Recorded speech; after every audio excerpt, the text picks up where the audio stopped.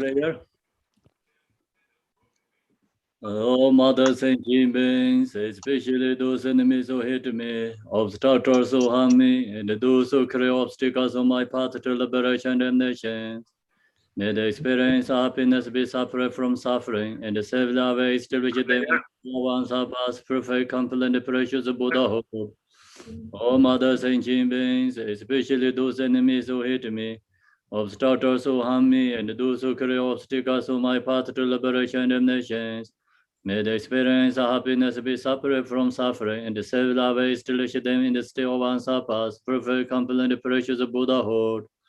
Dala dan varase beda, no parase bege, tarpa dan damje, jembe barde, ju parase ba damje, jezo sebe.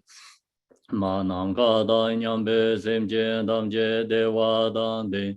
Dong hara dan jara nyor de lana me ba yang da para zobe sanjo rumbo je do para za. The Sandra achieving enlightenment, I perform virtuous deeds with the body, speech, and mind. Until death, I perform virtuous deeds with the body, speech, and the mind. From now until this time tomorrow, I perform virtuous deeds with the body, speech, and the mind. We take refuge in the Kandaru Lama and the lineage Lamas. We take refuge in the deity of the mandalas of Yadams. We take refuge in all the exalted Buddhas. We take refuge in the perfect Dharma. We take refuge in the excelling order of the Sanghas. We take refuge in the noble Dhakas and Dhakinis and the Dhamma gardens, possessors of the eye of wisdom. Until I attain the heart of enlightenment, I take refuge in all the Buddhas. I take refuge in the Dharma and likewise in the example of the Bodhisattvas. As the previous Buddhas embodied enlightenment and progress on the Bodhisattva's path, two for the benefit of all sentient beings, giving birth to bodhicitta, and apply myself to complete the stage of the path. In the Buddha, the Dhamma, and the Sangha most excellent. I take refuge until enlightenment is reached by the merit of Janarasta and other good deeds. May I attain Buddhahood for the sake of all sentient beings. May all mother sentient beings, boundless as the sky, have happiness and the causes of happiness. May they be liberated from suffering, the causes of suffering. May they never be separated from the happiness that is free from sorrow. May they rest in equanimity, free from attachment and aversion. 7-lamp prayer. English. I bow down respectively with my body, speech, and faithful mind to all Tathangatas in the 10 directions. Those who have already reached Tathagata state, those who are reaching it at present, and those Tathagata state to come. Through the power of Samedabhada's prayers, may all Buddhas manifest vividly in my mind. I posture to them, multiplying my body as many times as there are atoms of the earth. In each atom I visualize as many Buddhas as there are atoms, surrounded by countless Bodhisattvas. Thus all space is filled with Buddhas and Bodhisattvas. I praise all Buddhas through manifesting, chanting, expressing the great ocean of their excellent qualities. To all Buddhas, I make offering of various pure flowers, flower garlands of music, honoring oils, manifesting light and fragrant incense. I make offering to them of fine garments of perfume and purple, poured high as moonmeru and orange in the most beautiful way. I visualize the highest and most extensive offerings and offer them with great faith to all Buddhas. I prostrate to Buddhas and make offering to them following the deeds of the great Bodhisattva Samandabhada. I confess to you, Buddhas, whatever negative actions I have committed due to the power of anger, desire, and ignorance. I rejoice in the merit of all Buddhas and the 10 directions of the great Bodhisattvas and the Pacceka Buddhas. Those who have already have attained Aharasya, those who have entered the path of Aharasya, and all other beings. I request to all great protectors and the Buddhas to turn the highest way of Dharma as the light, dispelling the darkness of beings in the 10 directions and leading them gradually to the enlightened states. I supplicate those Buddhas intending to pass into Parinirvana to living long for as many eons as there are atoms of the earth in order to benefit all beings. Whatever merit I have gathered through prostrations, offerings, confession, rejoicing, beseeching, and praying for the sake of the enlightenment of our sentient beings, all this I dedicate. Short mandala offering. The ground is sprinkling with the scented water and the strew of the flowers. It is adorned with the Meru, the spring mountain, the four continents, and the sun and the moon. As a Buddha fared, I offer it. May all sentient beings attain the happiness of a Buddha fares. To the Lama who possesses the three kayas, I offer the altar in and the sacred offerings. With my body, worth, and all that is visible, please grant me the supreme realization and enlightenment. Whatever merit I have gathered through prostrations, offerings, confession, rejoicing, beseeching, and praying, for the sake of the enlightenment of our sentient beings, all this I dedicate. Om Guru Rena Mandala Banza Manga Samandra Savaran Samaya Hong. I call refuge, O name of the world. Your fame provides the 3,000 words. You are the victor, Varjadara Vidwator. I bow at the feet of Father Jigtin Songo. Continue laughing on no one but you. Compassion one grant your blessing. Dispel darkness that surrounds my heart. Please bless me so that I can realize the unlimited nature of mine. Please turn the way of the Dharma of the two workers and the combination according to disposition and likewise the mental capacity of sentient beings. So now we go to Chinrezek Sadhana.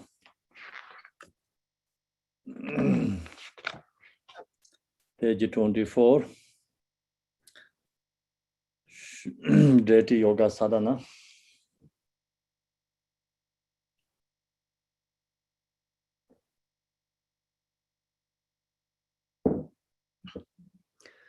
In the center of a pure realm of a Potala, brilliant white on a lotus and among the seed.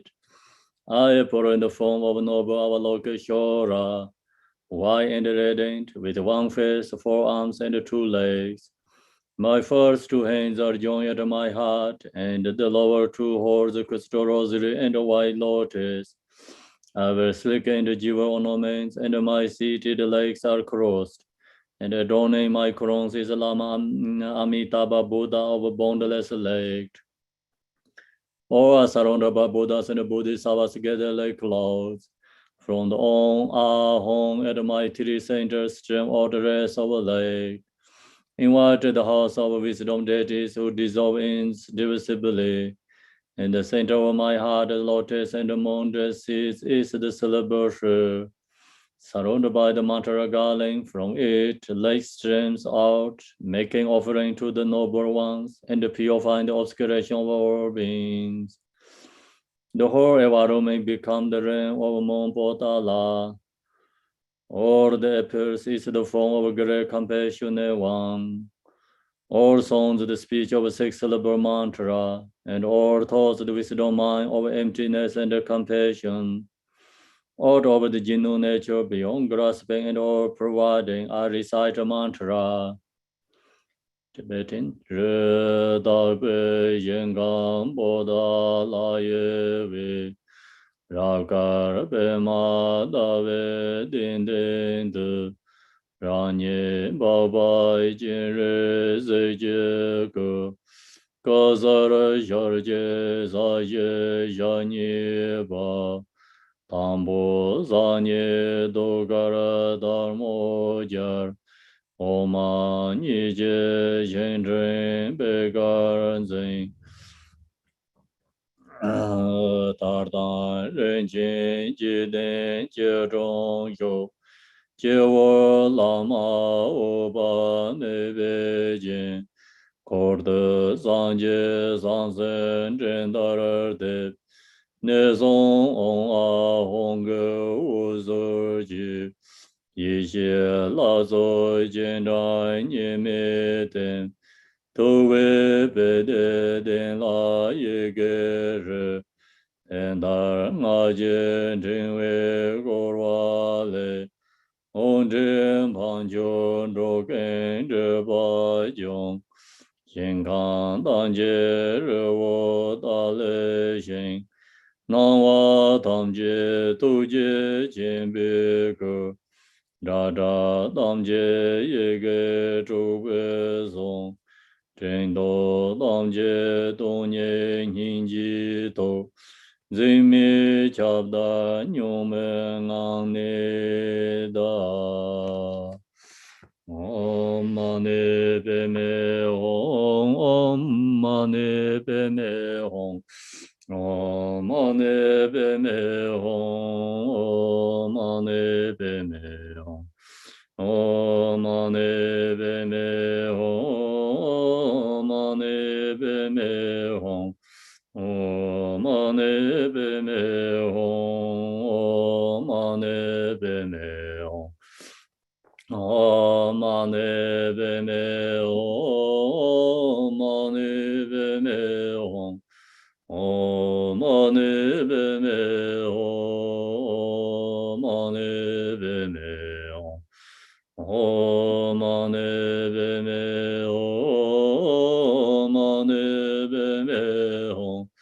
Om Mani Padme Hum Mani Padme Hum Om Mani Padme Hum Mani Padme Hum Om Mani Padme Hum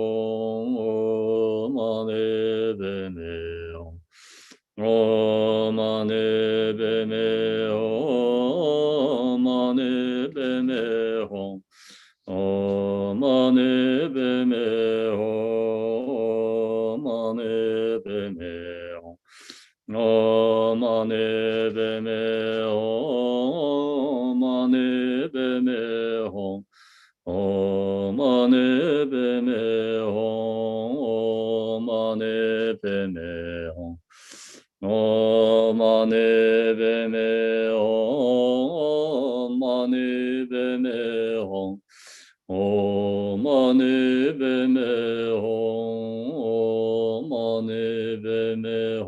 Mani Padme Hum Mani Padme Hum Om Mani Padme Hum Om Mani Padme Hum Om Mani Padme Om Mani Padme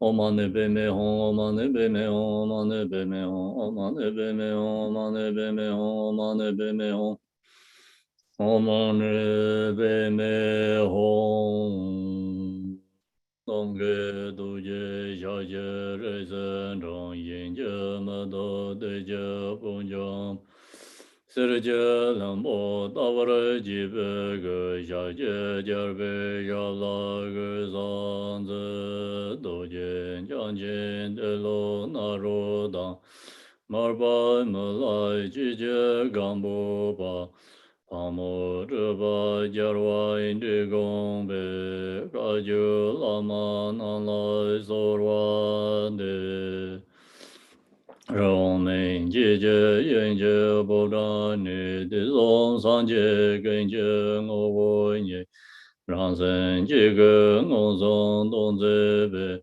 Save Lame Jalai Sorwa De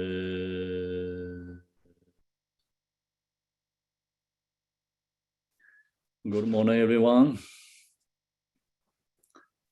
Okay, so now I'm going to share with you 37 practice Bodhisattva. 37 practice Bodhisattva, virtue in the beginning, virtue in the middle, main practice, virtues and the conclusion. So we finished the first one.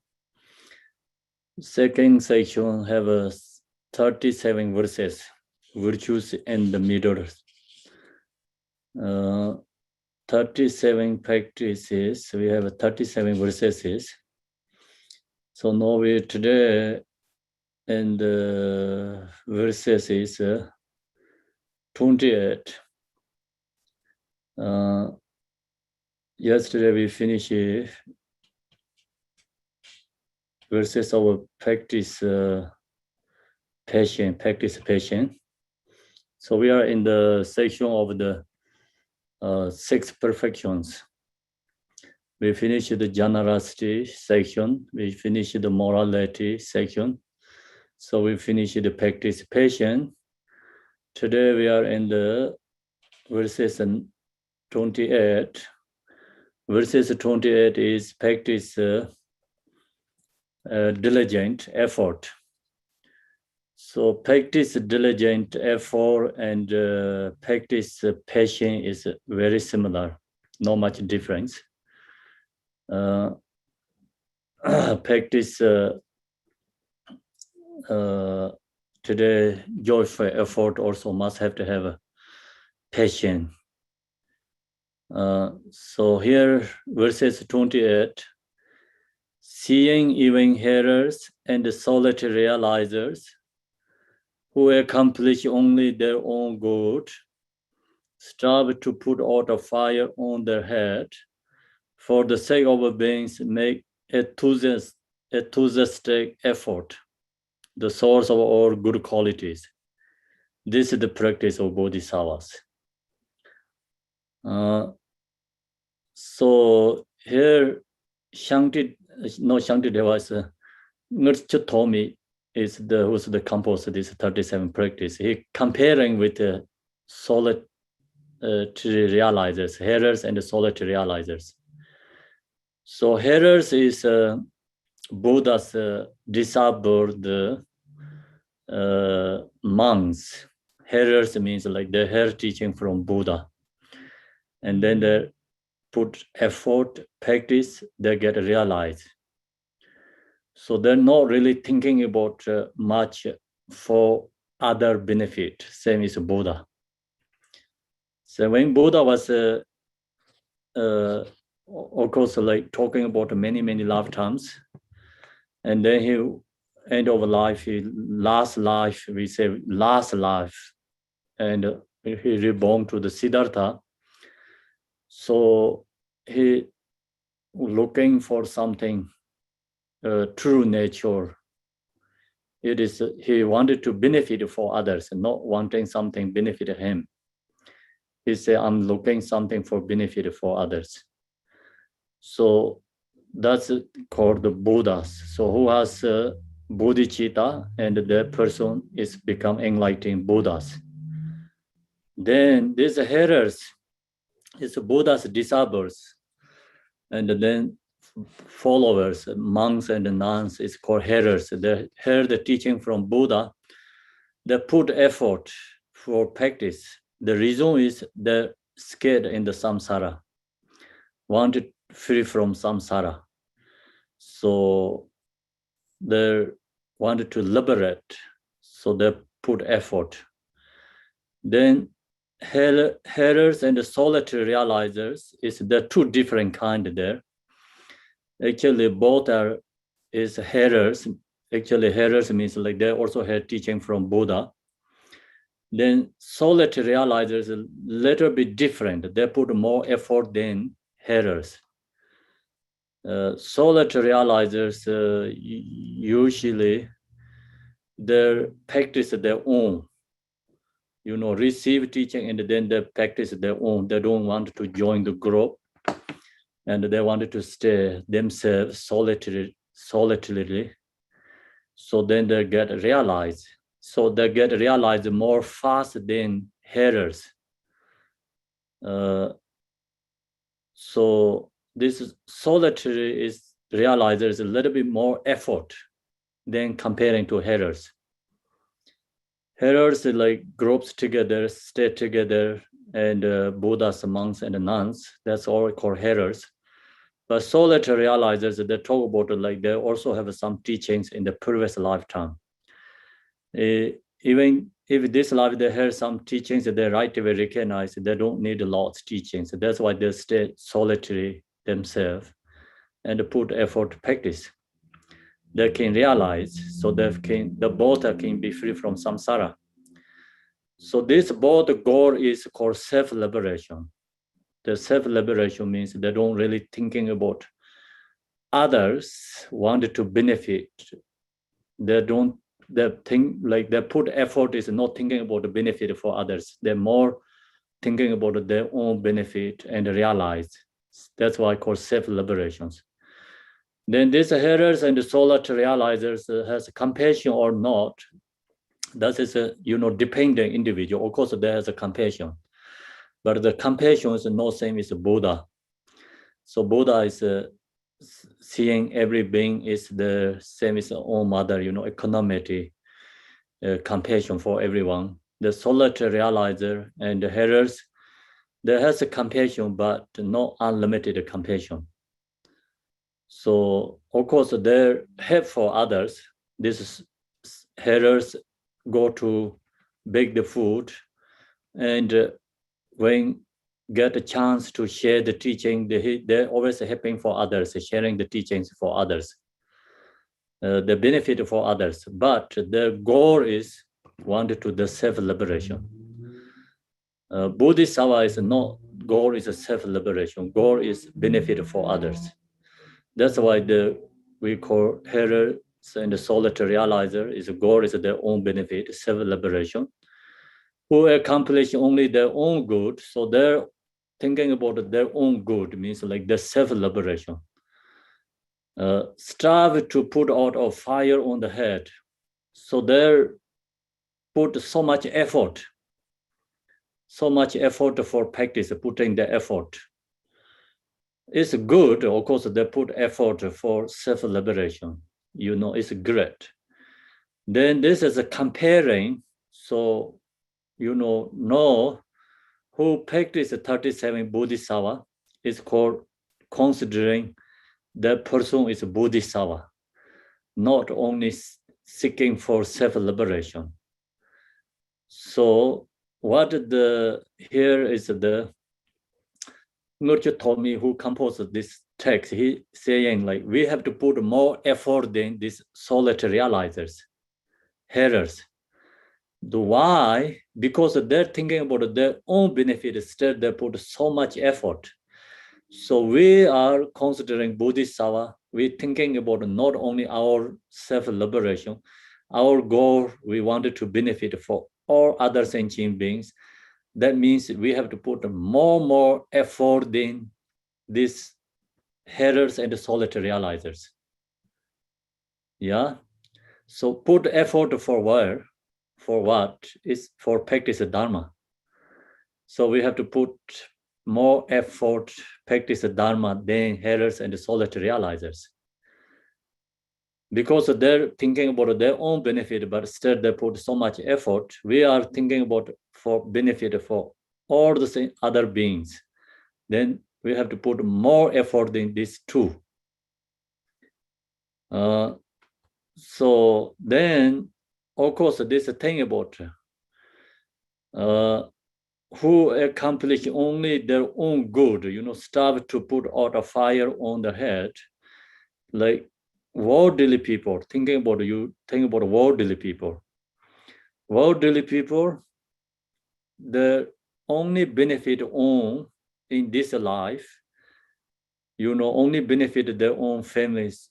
They put so much effort. So even no time to eat food, no time to drink, with the tea together, like relax and peacefully, no time. Because we see all these worldly people, so much they put effort. So their put effort is comparing to hearers and the solitary realizers. Think about the solitary realizer, hearers put effort is they're going to liberate free from samsara. So then worldly people put effort is create the causes of samsara. Worldly people, put effort is create the causes of suffering.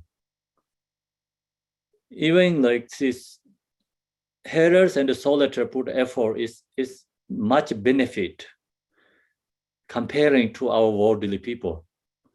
Because this solitary hearers and the solitary realizers, they put efforts, they're going to liberate. Then they also can have benefit others, but cannot be same as Buddha. But they also their levels, they benefit for others. So no solitary realizer and the hearers, they put effort is great. Then think about we are not in the level of a Bodhisattva. We are not level in the hearers and the solitary realizers. We are still in the worldly and ordinary beings.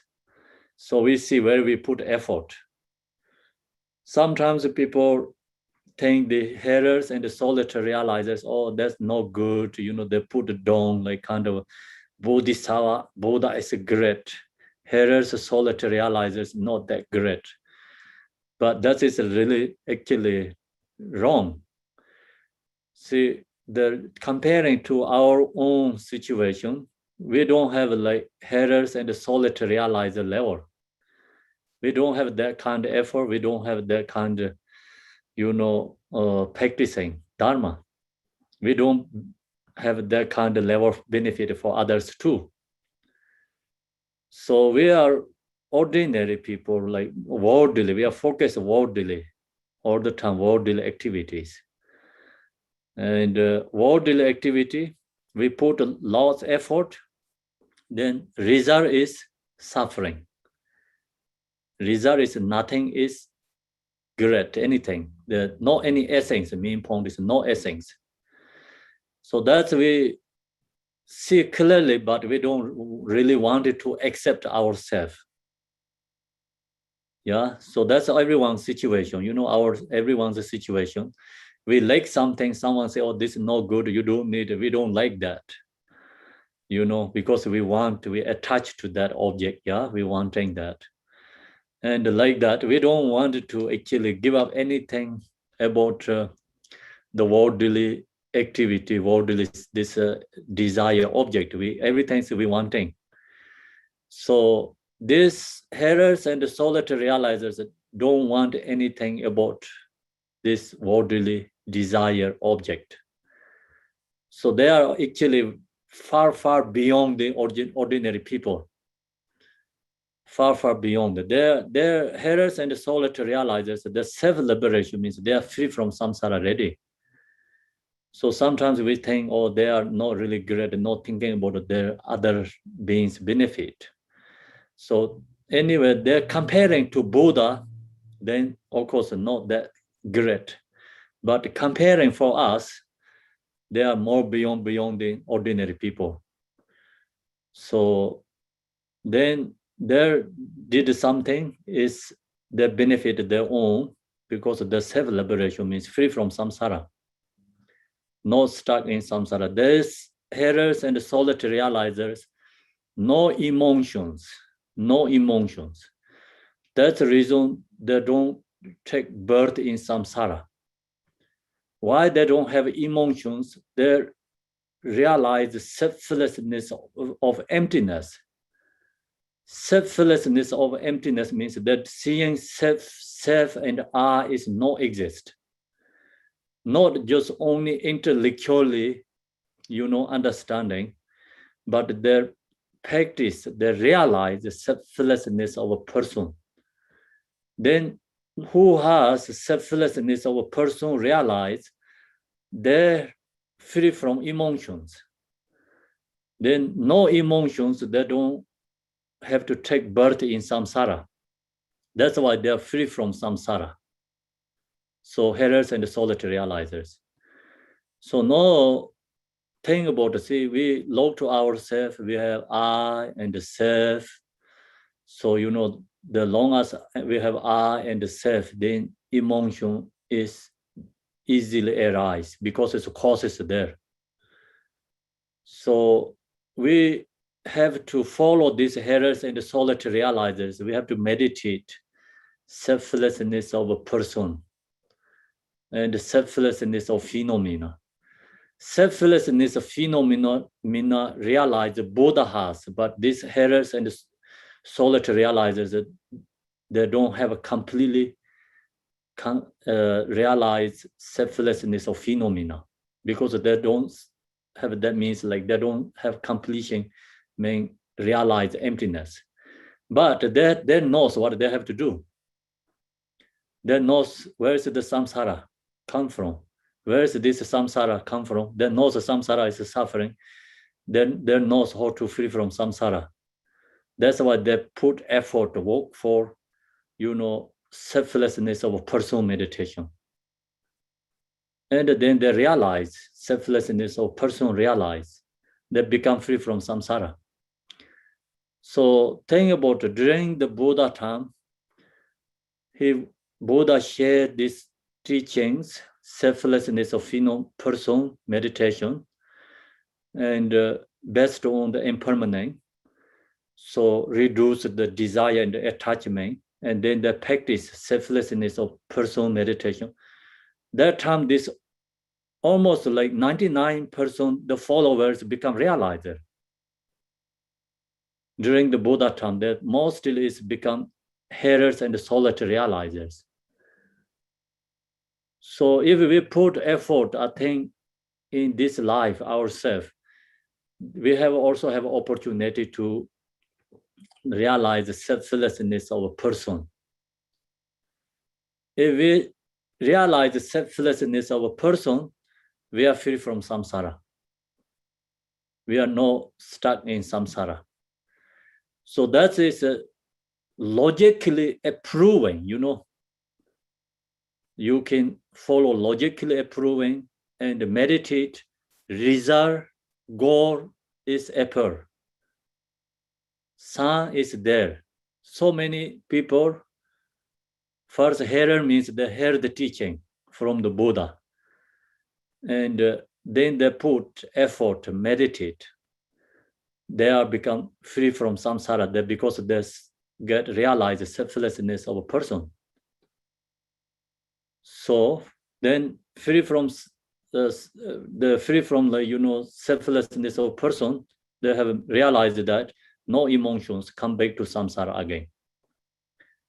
Okay, so that's the hearers and the solitary realizers practicing. Then they're actually accomplishing their own benefits, means they don't want to stuck samsara. Even they don't thinking about everyone taking into the Buddhahood, but they get goal. So starve to put out a fire on the head. Even they don't have time to fire get in the head. They don't time to remove that. Yeah, so that means they put so much effort for practice meditation. Even they get fire get the house when they sit, the meditate, think about like solitaire, realize the hearers when they meditate, the meditation hearts get fire, they don't have time to fire is extinguished or try to remove the fire. Their put effort is for only meditation. So main point, they don't have time to do anything with samsaric situation. Or put effort is meditation, selflessness of person realized. So that's why they get realized. So then, for the sake of all beings, means like bodhisattvas. So now this, Nurture Tomi, who composed this book, he is a bodhisattva, and he's also saying we are bodhisattva too, because we follow the 37 practice bodhisattva teaching. So we are bodhisattva. So then he says, okay, for the sake of all beings who practice this 37 practice bodhisattva, it's not thinking about their own benefits, thinking about the benefit for others, all beings. Then what we have to do, we make enthusiastic effort. We have to put more effort comparing to hearers and the solitary realizers. See, they put effort, it's their own benefit.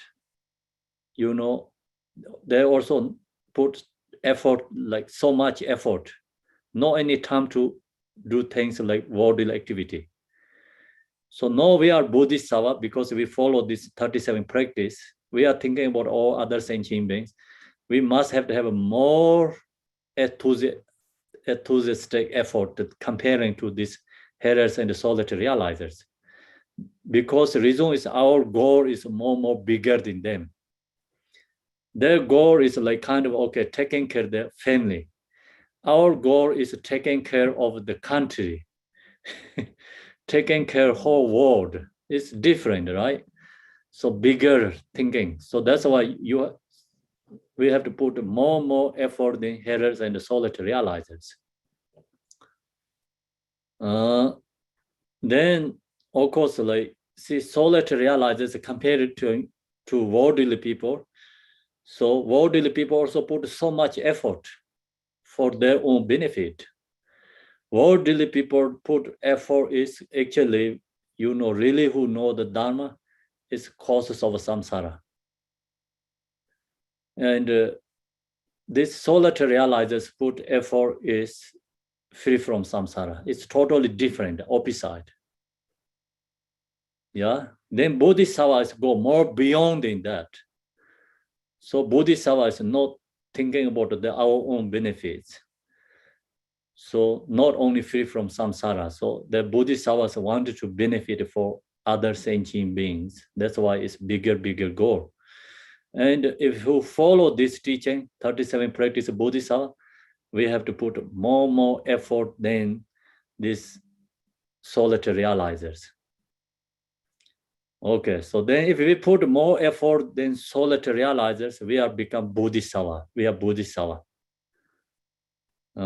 So we are bodhisattva or we are not bodhisattva. So you have to look to your own actions. You can see yourself. No, you are solitary realizer, or you are in the worldly people, or you are bodhisattva. If you put effort is self-liberation, you are hearers and solitary realizers. If you put effort is only benefit for others, we are bodhisattva. If we are put only effort for worldly activity, then we are ordinary worldly people. So that's the different levels there you can see clearly. And then here, today this sharing is called it's a joyful effort. Yesterday we shared this generosity, morality, patience, and today is joyful effort. So joyful effort is followed by each this parameter. Joyful effort followed by generosity. Without joyful effort, generosity also cannot be successful. So generosity also cannot be dharma. So joyful effort taking into everything is on the path is create dharma, becomes a dharma activity, or it's become dharma. Joyful effort means like you must have to have enthusiasm, enthusiastic, effort and joy and happy. Put effort for spiritual, not enthusiastic effort for the worldly activity. So you have enthusiastic effort for worldly activity, that we cannot call joyful effort. They cannot call the dharma. So then when you do something like first like paramita generosity, you must have to have enthusiastic effort, joyful effort. You wanted to do, you happy to do that, right? Someone not pushing you to do that. So your mind really happy to do that, wanted to give something for others, wanted to benefit for something for others, or you wanted to offering something, like you're really happy and joy. So then that has become dharma. Otherwise, you're not happy, you don't have enthusiastic effort giving something, it's maybe not dharma. So that's the reason generosity is taking on the path is we need enthusiasm for joyful effort. Then morality also, see, with joyful effort. So joyful effort, then you follow by all the cause and the effect. Joyfully, happily, you follow the cause and the effect. Becomes called morality. Then practice patience and effort, joyful effort. Effort means like must have to have a patience. And the patient must have to have effort. So that's the reason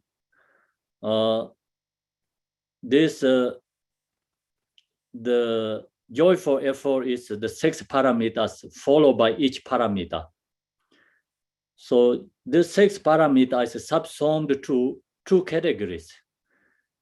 2 categories, method, generosity, morality, passion is called method.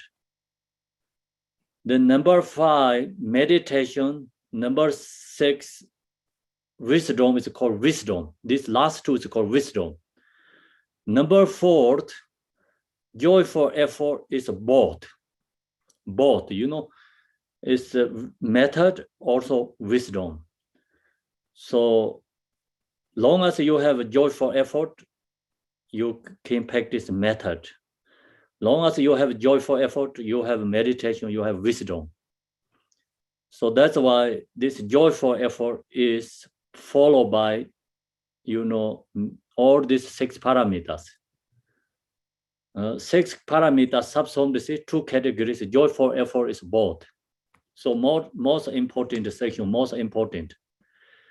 Then yesterday I shared with you like joyful, this parameters also followed by outer level, inner level, secret levels. So that is our individual, depending our levels, how to we put effort. We put effort is outer level or inner level or secret level. So this joyful effort is followed by all these parameters. Then yesterday we shared like, okay, the first generosity has outer level generosity, inner level, secret level. Then you put outer level practice, this joyful effort is outer level. You put practice for effort, joyful effort is in the inner level, so then become joyful effort is become inner level practice. You put secret level joyful effort, then your joyful efforts become secret level. So joyful effort is like all this followed by 3 levels, outer, inner, secret level. So we easy to understand that. Then also I want to share with you here the diligence. So this is called joyful efforts diligence. Diligence is this teaching is from in the Essence of Mahayana book. We have short informations. So diligence is actually put 3 different levels. 3 different levels of diligence. Diligence can be classed into 3 categories as well. So it's put 3 categories. If you have this book and page 104, also you can download this one in the apps. Like I think it's the what is called the app, Apple app, right? You can also download this one. We have it there somewhere in the online. So in this book, here talk about these 6 parameters, short information each one. So here is the first, like diligence can be classed into 3 categories as well. Diligence of action refer to abandoning, orderliness, apathy, and laziness, and wanting to bring all sentient beings to the state of Buddhahood. So that is the diligent practice, first level. So this first diligence is called the category as a diligence of action. Diligence of action refer to abandoning orderliness. So we abandoning orderliness, we have the orderliness, and that's the reason also we are stuck with worldly activity and stuck within the mundane activities, because due to otherness and wasting lots time, we don't have much time put in the practice of Dharma. Apathy and also laziness. So we have a laziness. We wanting always do something like next time, not today, not ready time to do. because due to our laziness. Yeah. And then wanting to bring, so that's we have this otherliness and empathy and laziness. So we have to abandoning that. That's the reason we need action. So action is wanting to bring all sentient beings to the state of Buddhahood. That is the first step, diligence. Diligence of action, abandon the otherness and empathy and the laziness, wanting to bring all sentient beings Buddhahood. So then the diligence of Amur, or Amur-like diligence. So second is called Amur-like diligence. Means not to procrastinate, engaging in Dharma activities, but to practice the moment inspiration hits. So main point, diligent Amur is not thinking about, like, okay, I'm going to do maybe tomorrow or next month something. When you right away, like something, practice Dharma, virtuous deeds come to your mind, then you put effort right away. That moment, you use that moment time, put effort for practicing. So that is called the diligence of Amur, or Amur-like diligence, means not to procrastinate engaging in Dharma activity, but to practice the moment inspiration hits. Unstable diligence is the third step. So then third step, that is the second one, diligent Amur. So then third one is unstable diligence is the third step and refers to the ongoing commitment to the Dharma that prevents feeling tired or weary, no matter how much hardship we endure during meditation or for Dharma activities. So this part is like with patience, practice patience, similar. The last one, this one is practice patience, and practice patience with this one is not satisfying. So you practice Dharma, you never satisfying. You put effort, never stop. So that's the difference, is like similar, but the third one, this joyful effort and the patience is very similar, but this is more put effort, not satisfying. So it means doing away with being satisfied with a limited amount of practice or Dharma activity. And practicing Dharma activity, you never ever satisfy. You benefit for others, not satisfying. Example, like you giving generosity, you benefit something for other beings, never satisfying. So that activity is, then you must have to have also hardship, whatever difficult hardship you go through, we endure during meditation. So that is called the last one. It means that when it comes to the Dharma and Bodhisattva conduct, we never think, okay, I have done enough. No. So you never think, okay, I'm already done, so no, I'm not going to do again.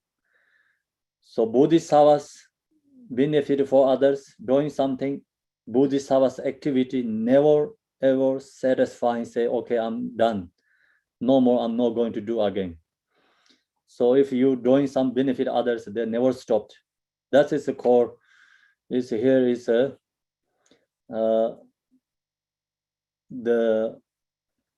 last one unstable, diligent is the third step and refer to the ongoing commitment to the Dharma.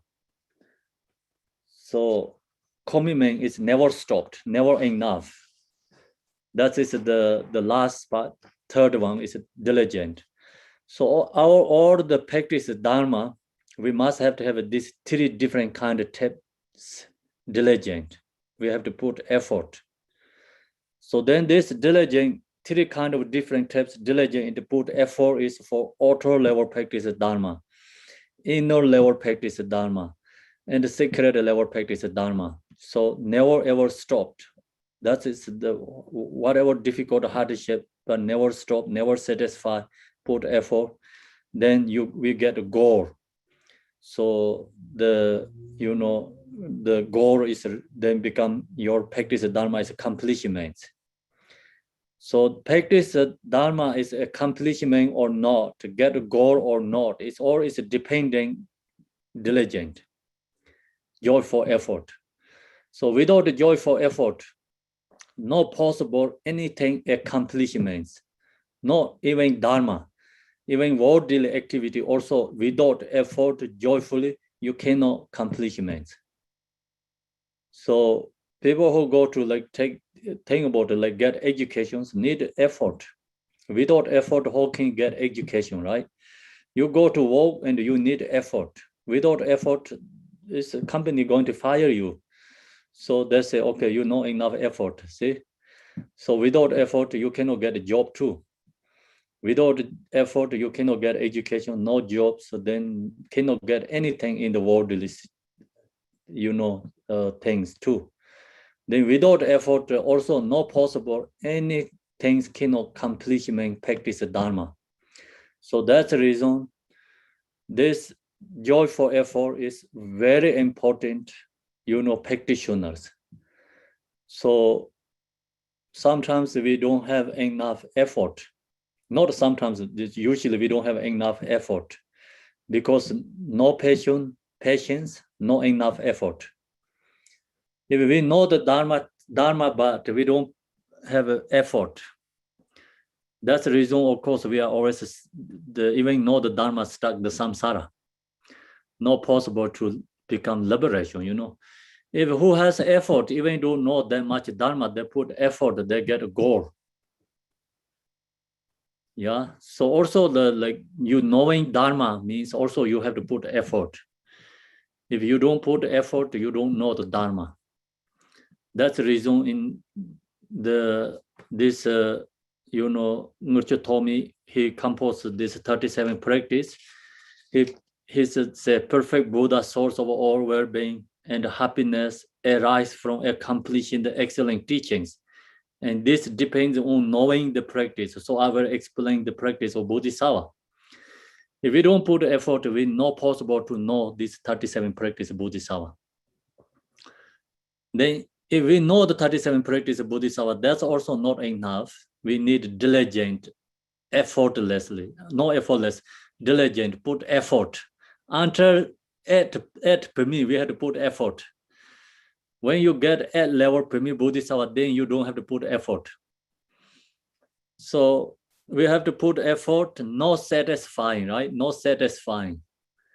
So you say, oh, I'm satisfied. I know already 37 Bodhisattva because I have a teaching. That's also incorrect. You receive 37 practice Bodhisattva, so we have to put effort for practice. Or maybe you receive more again. One time receive 37 practice Bodhisattva, not enough. 2 times, not enough. 3 times, not enough. So until you get realized, then okay, you say, I'm okay. Until that, I don't think so. We have enough, That's why we have to put effort and this joyful effort. As long as we have a joyful effort, then all the Dharma, this 6 paramita comes. We can get a goal and accomplishments. That's the reason this section, joyful effort, is most important. Okay, so then that's a joyful effort. Then we go to 29. 29 verses is very hard. It's the hardest one.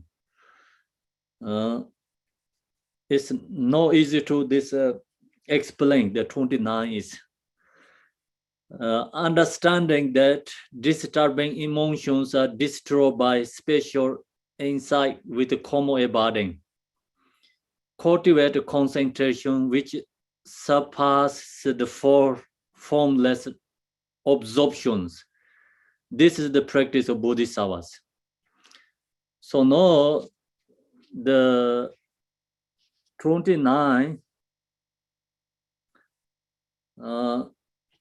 so we have to go beyond the samsara. Main point is go beyond the samsara. We cannot stuck in samsara. We doing some practice, you get something, goal, benefit in samsara, that is not enough. Main point, not enough. So we have to go more beyond the samsara. So then understanding that disturbing emotions are destroyed by special insight with the common abiding. So you meditate common abiding meditation. So shamatha meditate. If you meditate shamatha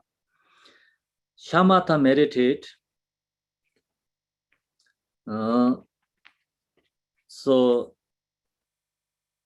shamatha meditation also, like with your emotion is come down, means like release gross level. Your mind become more relaxed and peaceful. So shamatha meditation benefit in this life and the future life for the worldly. But shamatha meditation only cannot take to liberation. Here, main point is we have so many different kind of meditations. So we practice different kind of practice meditations, mindful meditations, shamatha meditations. These meditations, of course, benefit in this life. When you practice mindful shamatha, you are different, you change your life, you are become more peaceful and less emotion. You get more calm, you become more happiness person in the world. But that means you're not really free from samsara. So still you have a subtle level emotions there. You just reduce the gross level emotions. Gross level emotion you reduce. That's why you become calm and relaxed. Your mind is stable.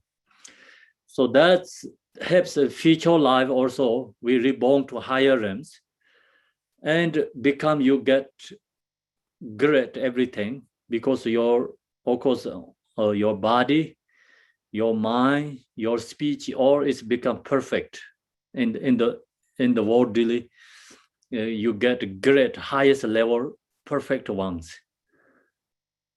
So if you meditate in this life, shamatha, future life, your mind, you reborn to become really calm, peaceful person.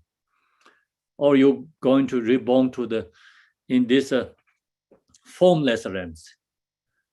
Formless realm is less desires. We talk about the samsara is 6 different realms, but they also subsumed to these 3 categories: desire realms, form realms, formless realms. That's explained followed by the Abhidhamma. Abhidhamma teaching. According to Abhidhamma teaching, lots of details about these 3 different realms. And why is these 3 realms? Why we are reborn to 3 different realms? Which kind of causes to reborn there? Which kind, you have a level practice reborn to this form realms, free from desire realm to get form realms. Which kind of practice take you to the formless realms? All these details are talked about in Abhidhamma. It's lots of information. So That is like just according to, you know, basic teaching, Buddha's basic teaching. And that we cannot count individual level perception, that just that's called generally, you know, Buddha's basic teaching. According to basic teaching, the you know, generally information for these three different kind of realms experience. But individually, of course, different. Individual, like Mahayana, we up to individual level perception is totally different. But then go to Vajrayana level, 100% totally different. That's why Abhidhamma, according to Abhidhamma, what they talk about is just generally, you know, ordinary people's percepts. Kind of like that way, you know, not really high realized perceptions. That's why in the Abhidhamma, according to Abhidhamma, when the Buddha sharing this whole this world is logly, you know, talk about the Mount Meru, talk about the continents, this talk about all the levels. But that is like right now we talk about this world is totally different. You know, Gugur and this Mount Meru is totally different, no same. So that actually not any affected to Buddha's teaching. The reason is that time the teaching is all like just followed by the ancient people's perception mind. Their perception. The Buddha's goal is teaching is to try to take free from samsara, not you know, like sharing this world is log like which kind of log like, you know, which kind of shapes and how many people be there and what they're doing, you know, the what is the grade that has. Not that goal is the teaching. The goal is taking to the liberation. So then this according to this worldly, you know, world, these teachings is followed by the during that time the culture's perception, people's perception. So you talk to for kids, like you then you say something, but you see the either people, you say something, you talk with a very high education scholars, you talk with a different, you know. So that's why when Buddha shared this about the world, is this different kind of like, you know, the perception is that time according to in the India ancient tradition. So he didn't change for them. He just lived that. What are their thoughts? He lived that. He didn't against for that time people's percepts. And during that time, this is what the you know, followed by the text, you know, is a philosophy what they has. They live like that. So he don't want to against for that. That's the reason Abhidhamma and the talk about the world is totally different than right now what we're seeing. Okay, Abhidhamma, the talk about the world in this our state is like continent is southern side of south continent, south continent, but then there has a Mount Meru, 4 continents, and then subcontinents. Then center they have Mount Meru.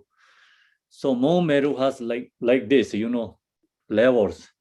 And the first, second, third, or the fourth different levels. Like think about the stupa, the layers, like that is of the different 4 kings. 4 kings, and then they're all up to like levels. They're all is like part of the desire realm. Not the desire realm is only 14 continents, and these 4 continents not only desire realm. And the Mount Meru's like all the lower part is like desire realm. That is God realms. God realms.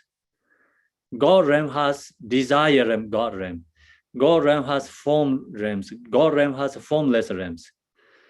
So then that's all the Mount Meru is like part is the mostly is like desire realms. Desire realms. So desire, then of course all these subcontinents, 4 continents, that's all is desire realm. And why we are reborn that continents, desire realm, because due to our desire. Long as we have a desire, we are reborn to the realms. Long as we are reborn desire, we have more suffering comparing to the form realms. Then form realms has a better situation. That they're reborn to the form realms. Their form realms has like 7 different layers. Form realms has 7 different levels. And then the beyond that is called formless realms. So who less desire and reborn to the formless form realms, then that beyond that is called formless realms. So each one also has like levels due to their meditation levels, like your reduce the desire, attachment, and taking to all these different realms, like up to all the way go to the formless realms. Then formless also has 4 different levels, 4 different formless realms.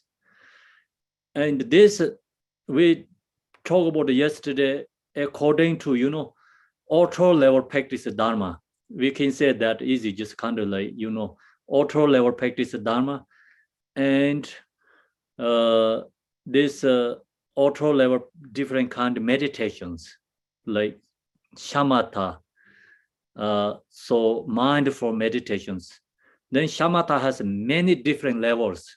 Shamatha actually subtle different levels, many different levels. Also, this shamatha mean point, usually we meditate, focus with the object, focus with the breath. So then this breath also has many, many different levels. So these meditations cannot be beyond the samsara. They take us into the formless realms, but cannot go more beyond in that. Like yesterday, we also talked this mean point, auto level practice Dharma, not possible to beyond the samsara. So that's why here, understanding that disturbing emotions are destroyed by special insight with common abiding. So long as we have emotion like gross level, of course, desire realms. Less gross level emotion is form realms. Then subtle level emotions reborn to the formless realms. Not beyond in that.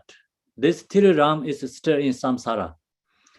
So with komo abiding, we meditate komo abiding, shamatha, still in stuck samsara.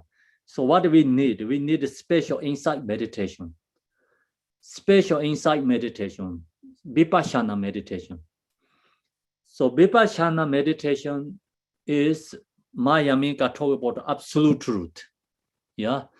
Then Vajrayana talk about vipassana is like the Mahamudra meditations. So these meditations then taken to Buddhahood, free from samsara. So 100% you can, remove emotion, subtle level emotion we can remove. Then we can go beyond, more beyond these 3 realms. So that's the reason here in this meditation, so the Nurture told me his main point is shamatha, mindful meditation. This meditation is not enough. They cannot take us to Buddhahood. So that's the reason we have to meditate, the special insight meditate with komo abiding. So cultivate concentration which surpass the 4 formless absorptions. See, 4 different kind of 4 formless absorption means they don't have a gross level emotions. They have a subtle level emotions. That's why they're called absorptions, means they don't really have this 5, we have 5 focus, these 5 senses follow the object. They don't have like that gross level. They're dissolved.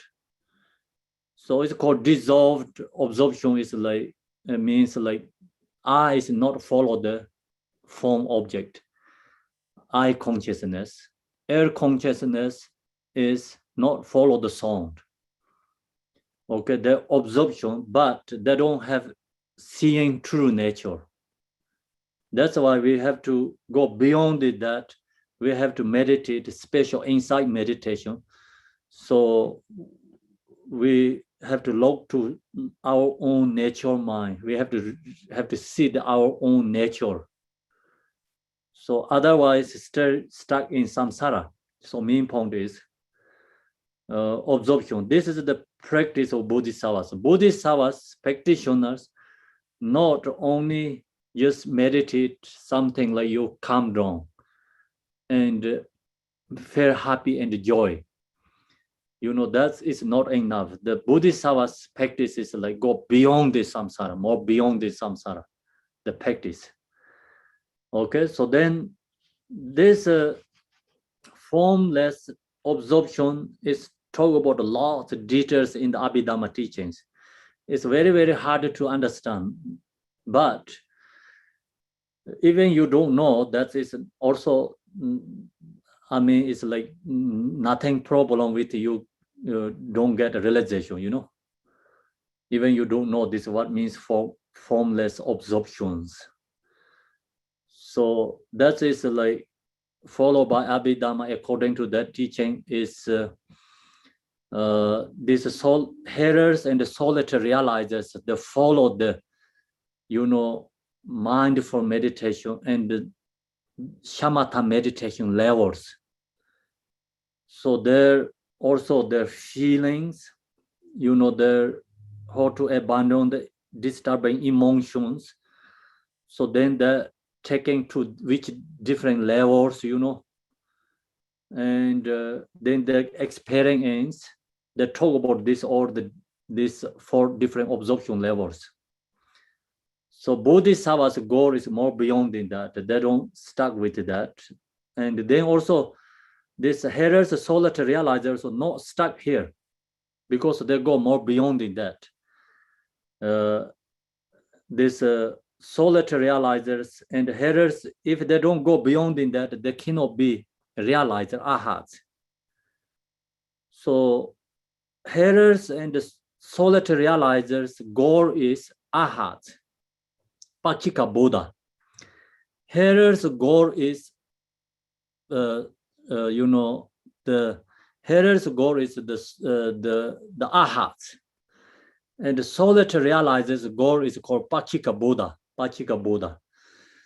And Bodhisattva's goal is Buddha.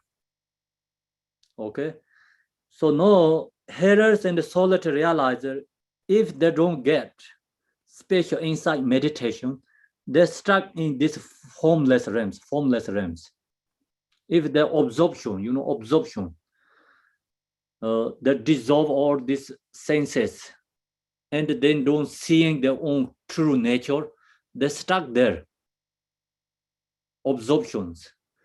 So I think, sometimes like you can see the news in the many areas in the Mongolian, in Tibet and India borders, they're digging the earth, they found many bodies, I heard like, so meditators body, they have a still alive the hairs, and that's always a kind of more absorption people, because they're observing this all the senses, dissolve senses. They don't have feelings because they dissolve everything. Their mind consciousness is not followed by the senses. Everything is dissolved. But problem, they don't have this special insight meditation. They don't see the true nature of mind.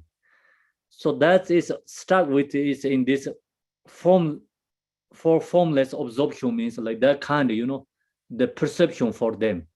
That I think they don't have forms, their perception, and then they're totally different state mentally, and no suffering. So they're stuck eons there, but they don't take birth in samsara. But they're not Buddhahood, they are not arhats, they are not Pachika Buddha.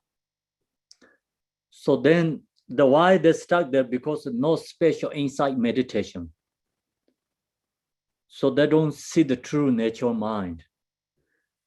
That's why I think that's also you sometimes like, people see the bodies like that. That's all I think is stuck this kind of form, for formless observations. We cannot say they are arhats. We cannot say they are Pakika Buddha. We cannot say they are Buddha. But I think their own perception is no form body exists for them. Their mentality, their experience. So then there can be eons be there. Okay, so that's why here, according to this 37 practice, we are meditate, not only meditate shamatha enough. So with shamatha must have to have practice special insight meditation, vipassana. So vipassana is seeing your mind. Example, like if I don't have a light, no sun, if I stay in the darkness house, I'll be there, but it's calm. I'll be there. That's a kind of is like shamatha meditation, because your mind can be there stable, not follow the thoughts, emotions. But then you put the light and the sun, something light comes, you see everything clearly. So like that is called special insight meditation. You seeing your own nature. Not only be there, you really seeing your own nature. Special insight meditation. When we meditate, not only just stop the emotions. You can stop the seeing the forms. You can stop the hearing the songs. You can stop all this, five senses object. You absorption. You can be absorption. But that means like not really you looking to your nature. You're not seeing your nature. So you stop the absorption. You be in the absorption state. Absorptions here. You be there, but you can be very calm. You can be peaceful. You don't recognize how much time's gone. It's like if you be there, maybe one day, your fear is like couple minutes, like hours. 1 hour could be like that feeling. Joy is peaceful, but that means like you're not really seeing your own nature. So main point, meditation means we have to practice special insight meditation. Have to not only just mind be relaxed, be there. You have to really see your own nature. And then this meditation, not only outer level meditation, we have to go followed by inner level and the secret level meditation. So yesterday I've created 3 different levels. Outer level is we just, meditation, basic practice. Inner level is with the compassion, together, compassion. You create a compassion, bodhicitta, that is inner level. Secret level is you're seeing your own nature. So then become Buddha means have to come together. Our mind be with the compassion is emptiness. Emptiness mind is with the compassion. So if we don't have realized the secret level emptiness, then our mind compassion is limited. You have realized emptiness, your compassion is immeasurable compassion become. Unconditional compassion. So that is take to the Buddhahood. So that's why we need inner level and the secret level practice together, union, inseparably become taken to the Buddhahood.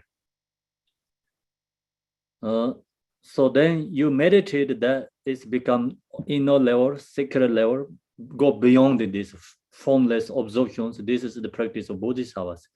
Bodhisattvas' goal is not just stuck in the absorptions. Its goal is beyond in that. Okay. So now we go to verses 30. Verses 30 is most important. Since the 5 perfections without wisdom cannot bring perfect enlightenment. Along with skillful means, cultivate the wisdom which does not conceive the three spheres as rare. This is the practice of Bodhisattvas. So now, this sense the five perfections means generosity, morality, patience, effort, meditation. Without wisdom, cannot bring perfect enlightenment. Without wisdom, there's other five perfection cannot take to the Buddhahood. So that's the reason in this verses 29, without special insight meditation, still you stuck in the absorption state, formless REM state. You are stuck there. You don't have suffering because you don't have form body. You're not suffering. But liberate. That's why I call formless REM means. Formless, no forms, no suffering. Formless REM. Then I think there has that kind of perceptions. It's you observe the stage, it means like you observe these all five senses, no any suffering, but still stuck samsara. So wisdom is a special insight meditation. It's called wisdom. So wisdom comes, then this five perfection is taken to the Buddhahood. And example is group of people, no eyes. Group of people, no eyes. They don't know. They want to go some correct, right path. They don't know which direction going, because they don't seeing the path. So one person comes and the group of people taking to the right direction, who has eye, they take all this blind people taking to the right path. So like that, this five perfection is same as five blind person. Want to go right direction, but they don't know this, they don't seeing the path. Then wisdom, this sixth, is the same as a person comes eye, not blind. So that person taking this five people taking to the right path. So same like that, wisdom is followed by generosity. Wisdom have to follow by morality. Wisdom have to follow by patience. Wisdom have to follow by and effort. Wisdom have to follow by meditation. So the wisdom comes, this all practice is causes of a Buddhahood. Without wisdom, this five perfection practice is causes of samsara, cannot go more beyond the samsara. So wisdom comes, then this five perfection is causes of a Buddhahood, no more causes of samsara, taking to the Buddhahood. So someone who has eye, then that person take all the blind people taking to the right path, not falling to the, clubs or like danger place. So like that. That's why, since the five perfection without wisdom cannot bring perfect enlightenment. So enlightenment is wisdom. Without wisdom cannot enlightenment. Then we say, what is the compassion in the bodhicitta? Bodhicitta, compassion with wisdom. Wisdom we need with compassion in the bodhicitta. So is inseparable. Wisdom, compassion, inseparable. So otherwise, compassion is limited. Our ordinary people who don't have realized true nature, the person's compassion is limited, not unmeasurable compassion. So that's why wisdom arises, our compassion become called immeasurable compassion, immeasurable love. So a measurable economy is all come from realized wisdom. So that's why wisdom and compassion inseparable become. Then long as arise the wisdom, then this all this 5 perfection practice is taken into the enlightenment, bring perfect enlightenment. Along with the skillful means cultivate wisdom which does not conceive the 3 spheres as rare. So use this wisdom and then all the skillful practice, skillful method, love, compassion, or other any this practice, wisdom taken to the Buddhahood. So that's the reason we have to cultivate the wisdom which does not conceive 3 spheres as rare. So wisdom means realize emptiness. 3 spheres is no rare means think about the generosity also. You think generosity is rare, you don't have realized wisdom because you have subject, you have object, you have actions. That's called 3 spheres. It's rare. Like I say, I want to do something. Is a subject, yeah. I want to give to someone, wanted to benefit someone. That is an object. What I do, maybe I provide a house for them, I provide food for them, I provide, money or whatever according to their need. I provide that what they need. That is action. So if I have these 3 spheres, exist, thinking about exist, then my practice is limited. That practice cannot taken to beyond the samsara. The yesterday I shared with you, that is like auto level practice. It become taken to the higher level rebirth. Yeah.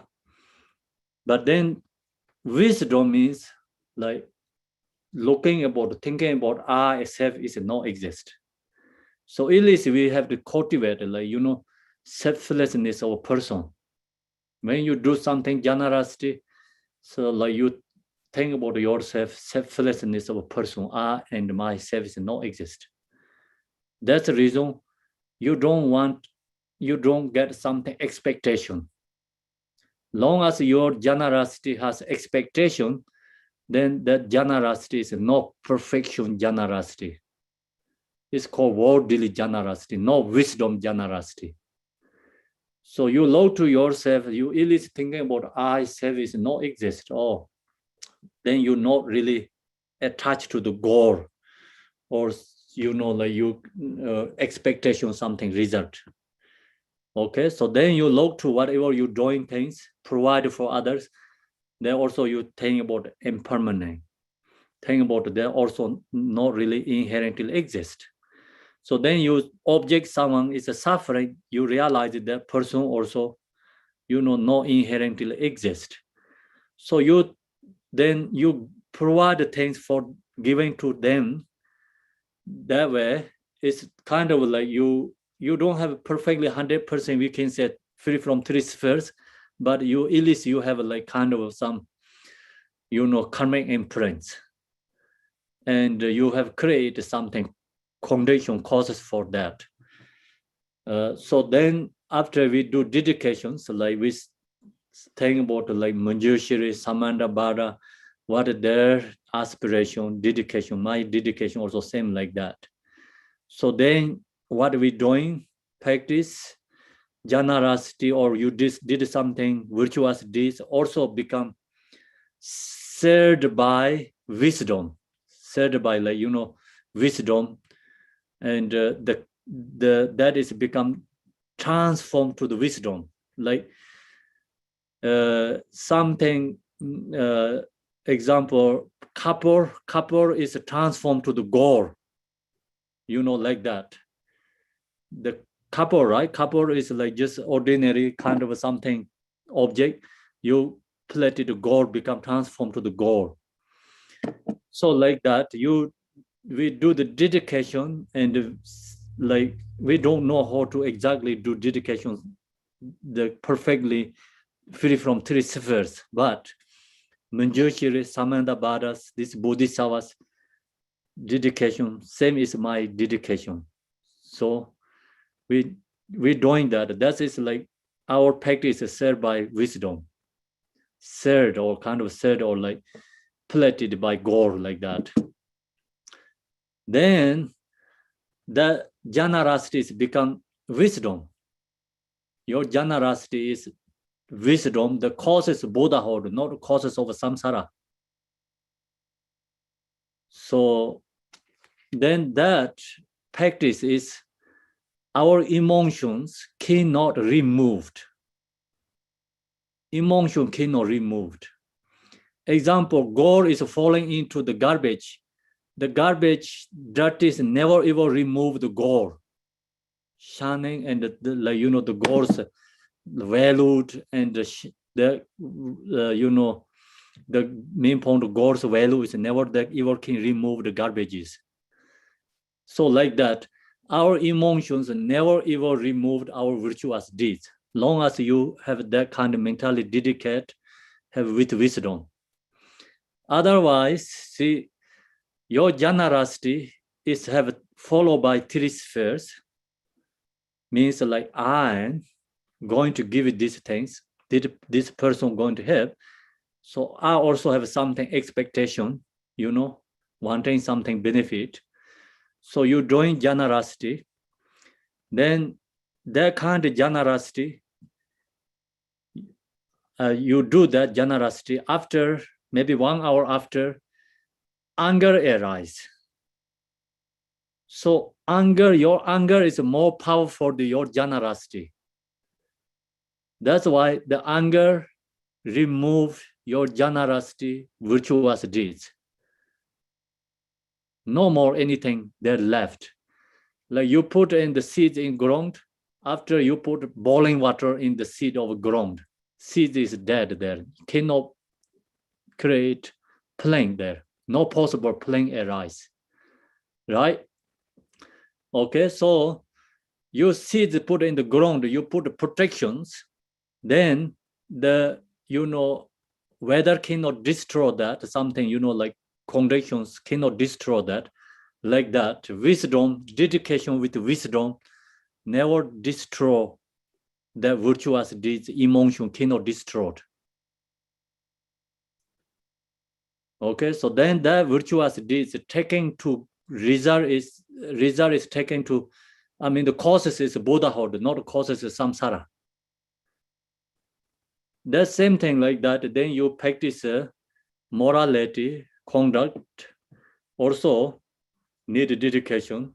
First, like of course, like mind generation is great. Then when you're doing action time, so at least you have to just cultivate, meditate, emptiness. Then after you dedicate, then the merit is like result is never end. That emotion never going to remove that kind of virtuous deeds. So example is like gold is falling into the garbage, like dirty place, but the gold never lost their qualities like that. You create something with wisdom, a virtuous deed. Then after you get emotions, the same is like dirty, garbage, whatever comes to your mind, that never remove your virtuous deeds. Do you understand? Okay, so that's a reason this wisdom is very important. Wisdom is. And skillful means cultivate wisdom which does not conceive the three spheres as rare. This is the practice of Bodhisattvas. The Bodhisattvas mean point seeing is not exist. They don't, that's the reason they don't attach to their own, no hatred to others, but then they can benefit others for endless. Can benefit limited for others. And also then here, we can go to here is essence of Mahayana, talk about meditation. Meditative stability is known as the uncorrupted, unconditional meditation. So here is a talk about uncorrupted, unconditional meditation. Unconditional meditation is, beyond the conditional meditation. Conditional meditation is, like example, you do the meditate with love, compassion with someone. You see someone, so you generate your love, compassion. That is with also condition, because you see someone suffering, then you use that object, you create love, compassion. That's also followed by conditions. Then when you meditate, shamatha, you focus with the object, focus with the breath, using something conditions. All this condition meditation cannot go beyond the samsara too. So condition like love, compassion is not immeasurable love, compassion. That's also limited love and compassion meditate. So then unconditional meditation meaning is with wisdom together. Long as you have wisdom, then your meditation is called unconditional meditation. Even you see someone is suffering, you cultivate love, compassion with wisdom. You're seeing yourself is emptiness. And like you seeing yourself is maybe true Buddha. You see other also who's suffering, you seeing that person is Buddha, but temporarily due to temporary obstacles suffering. So that is called wisdom. And then the meditation is like unconditional meditation, unconditional meditation. This refers to the supplication, application of antidotes to the three poisons. So meditation is main point is meditation is an antidote to the three poisons. Meditate on the grotesque and unattractive aspect of an object of desire. So this ahat, like we talk about the solitary realizers, the hearers and the solitary realizers. They use this one. When they have desire arise, then they meditate on the grotesque, and unattractive aspect of an object of desire. So they use that meditation. You see some object, if you attach to that, like example, you see the car, you really attachment, desire that car, then you meditate, taking about this all the part of particles, like by one, then you don't see anything attractive object there. So the same is like that, me attached to femur, so then use that method, taking the skin and take the one by one skin under the what it has under the skin is meat, right? Flesh. Then what there has is blood. Then what there has bones. Then what there has all the dirties.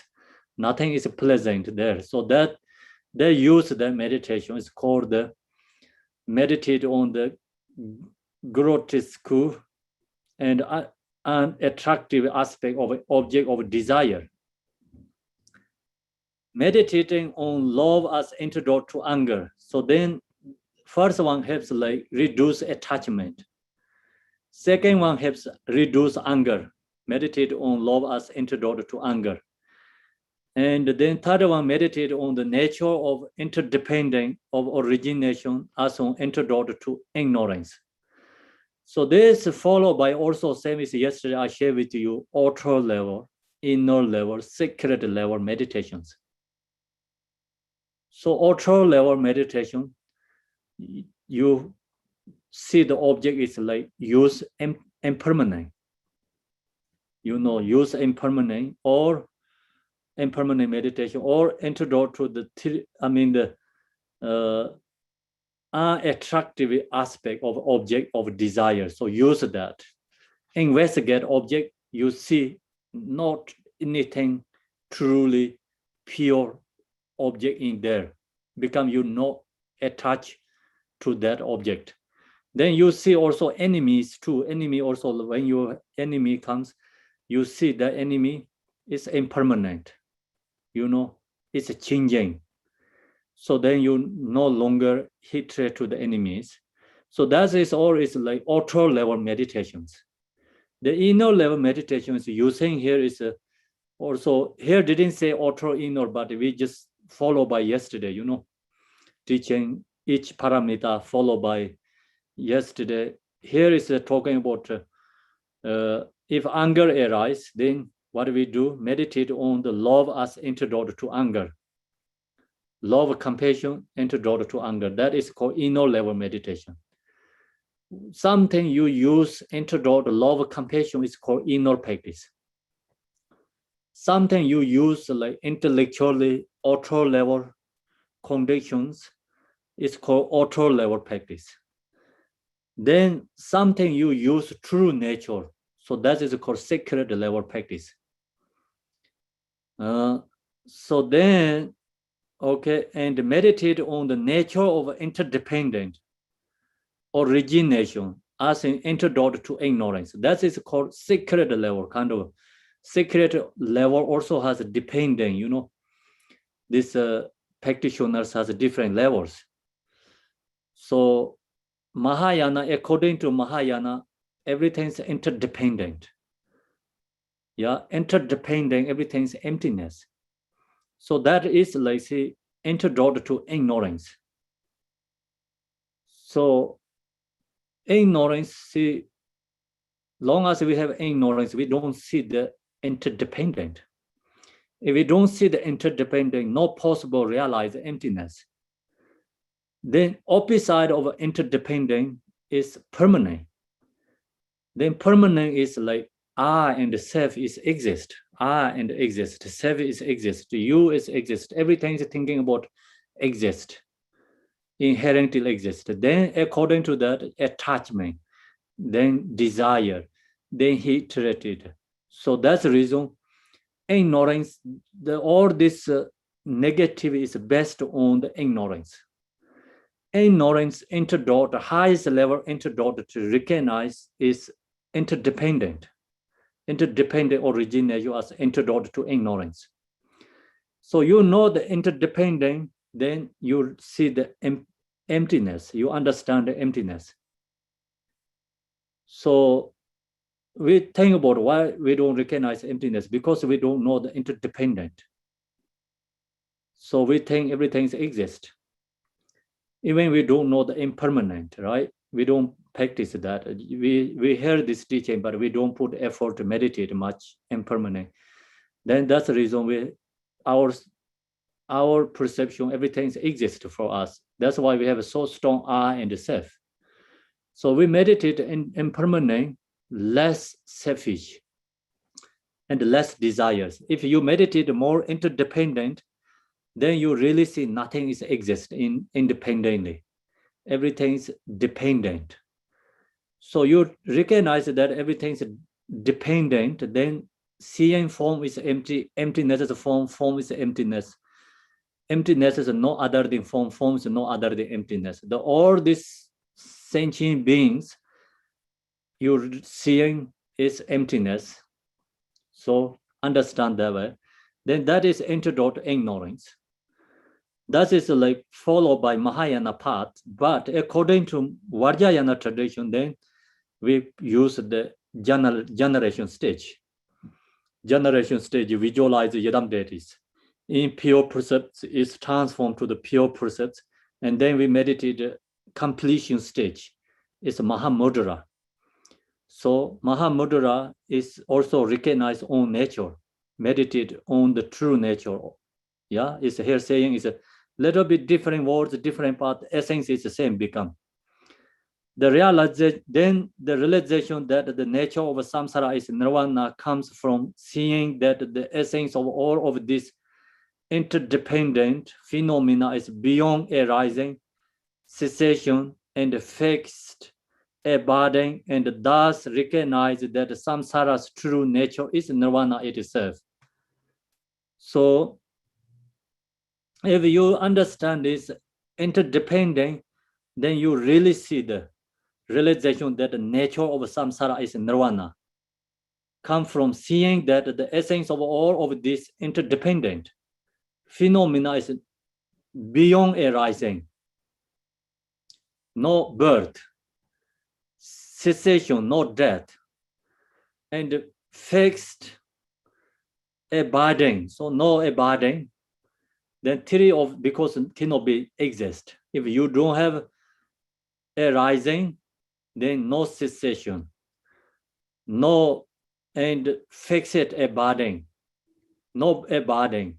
If no birth, no living, no death, abiding, and thus recognize that then samsara true nature is nirvana itself. Samsara is nirvana. Nirvana is samsara. So you realize it's samsara, this is nirvana.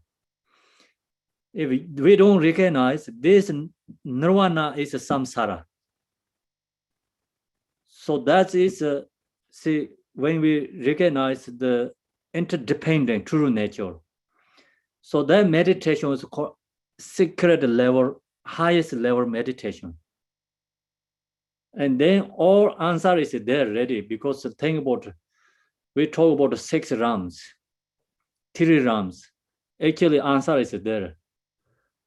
Recognize that samsara true nature is nirvana itself. So it's a dependent individual become, individual own perceptions. So who has negative karma, harem perceptions. This nirvana is the percepting harems. Who has desires, that perception is hungry ghost.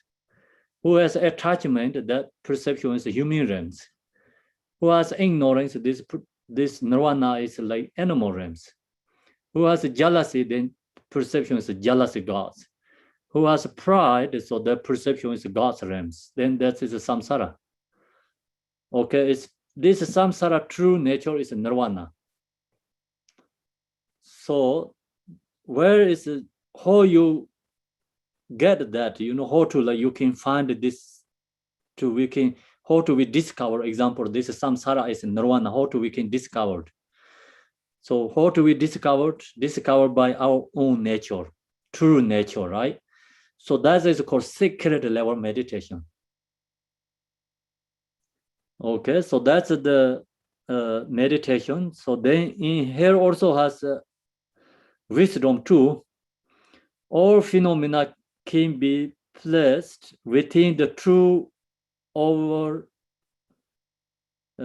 overreaching or reaching categories of relative or conventional. So this all phenomena, now it's talking about wisdom. All phenomena is subsumed to 2 categories. So relative truth and absolute truth, 2 categories. Then ordinary people's perception is relative truth. Realizers' perception is absolute truth. Relative truth, who has a relative truth perception, that person is in the samsara, 6 realms. Who has absolute truth perceptions, that person is realization, realized, is free from samsara. And then, okay, automic reality, relative reality is essence refers to the phenomena of the 6 senses. So relative is like 6 senses. Though things have never inherently existed from their own size, they appear rare to the confused mind. Actually, this relative truth is not really exist, but confused mind means like delusional mind receive this relative truth perceptions. pro-modally, none of this has never inherently exist. This relative perception, what we have, the senses of five objects, not truly exist. But beings perceive a diverse range of appearances based on the projections of their own meritorious and no meritorious karma. It's a relative truth not exist and beginningless time until no, but our own confused mind always perceive this relative truth. So then, due to this, pro-modalism, none of this has never inherently existed, but beings perceive a diverse range of appearances based on the projections of their own meritorious and non-meritorious karma. So followed by karma, who create negative karma, seeing this relative truth is a suffering object. Who has positive karma, then this relative object is appear to, happiness object, like kind of like positive object, due to the karma. Actually, positive karma, negative karma, both are not exist. So then why we have to create a positive karma? Because long as we are stuck in relative truth, we also wanted to happy and joy in the relative truth, right? That's why we create a positive karma.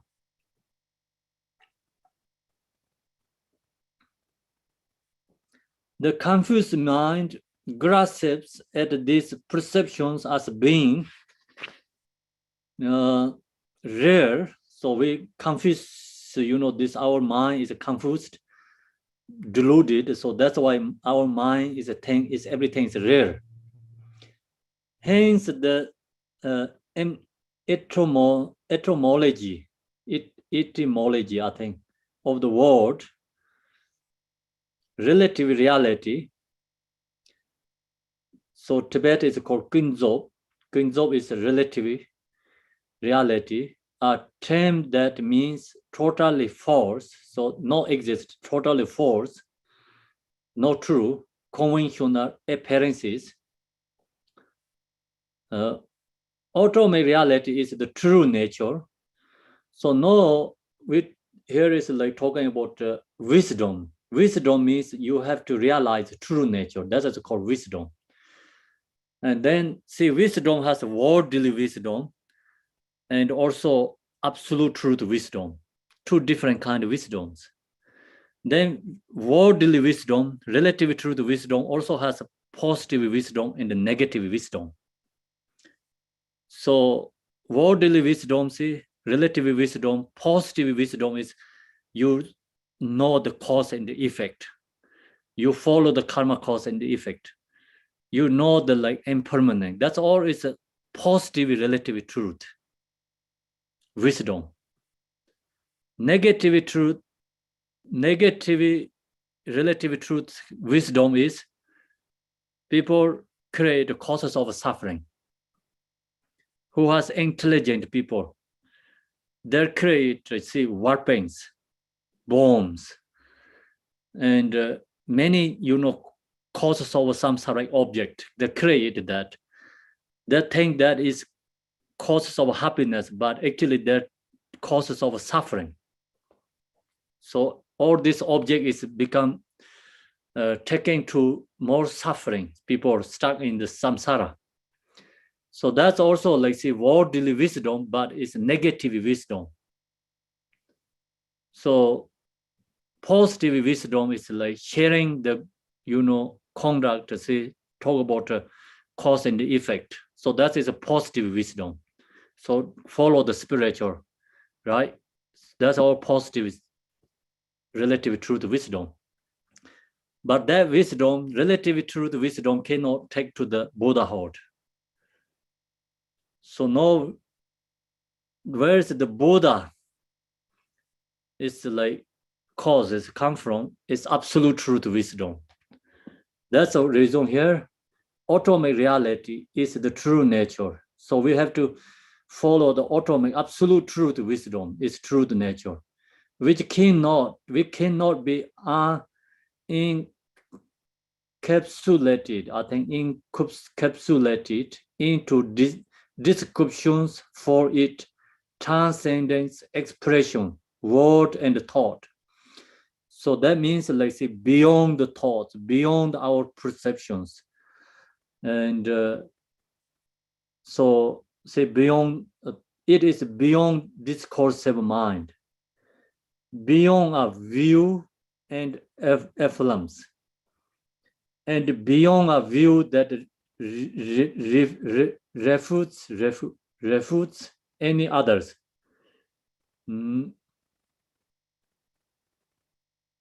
So main point is no conceptual mind. If you create something, your own conceptual mind is not, we cannot say that is the absolute true wisdom. Absolute true wisdom is no conceptual. It's we can say it's no delusion, you know, dualistic mind, free from dualistic mind. So beyond view and that affirms, and beyond a view that refutes any others, it transcends all assertions. It cannot be described in words or with conceptual labels. It is the unconditional nature beyond all characteristics. It is a realization is what is known as atomic truth or atomic reality. This realization can occur in the context of Mahamudra. So the main point is this Mahamudra meditation is called absolute truth wisdom. Then special insight meditation is absolute truth wisdom. So we talk about Mayamika is emptiness meditation, Heart Sutra. We think about Heart Sutra, talk about nothing exists. So that meditation is called absolute truth wisdom. That's why this text name is like Panja Paramita, or perfection of wisdom. Perfection of wisdom. Okay. So that's the 6 paramita, 6 perfections. So without wisdom, other these 5 perfection is same as the blind person. Okay, wisdom is the same as who has eye. The blind 5 people, the number 6 person with eye, they're taking to the right directions. So same like that. When we practice this other 4, 5 perfections, we have to use with wisdom. So main point is whatever you do other perfections, so you cultivate, you have to meditate. And if you're beginning or in middle of the practice or end of the dedication, you have to use the wisdom. So then your virtuous deeds is become perfection of wisdom generosity, perfection wisdom morality, perfection of wisdom patience, perfection of wisdom diligent, perfection wisdom meditation. Then wisdom is wisdom, right? So long as your practice have met this wisdom, then our emotions never ever can remove your virtuous deeds. So the wisdom is the core, same is the damning, right? Damning. Other object cannot destroy. Damning is like, that's an example. I don't know true or not. So damning cannot destroy other objects. Damning can destroy other objects. So like that, long as you use wisdom for with your other perfections, negative emotions never ever can destroy your virtuous deeds. Then that virtuous deeds never exhaust. Never exhaust. all go to enter Buddhahood, but become Buddha also have that practice. Its benefit for others. Arise then Sambhonakaya form, Namanakaya form body to benefit for others. So that's called wisdom practice. Okay, so thank you everyone. We finished the 6 parameter today. Thank you. Thank you. So what is we're going to finish in this all 37 practice, but we stuck in the 6 perfections. So we have to follow again next week. Thank you, Kempola.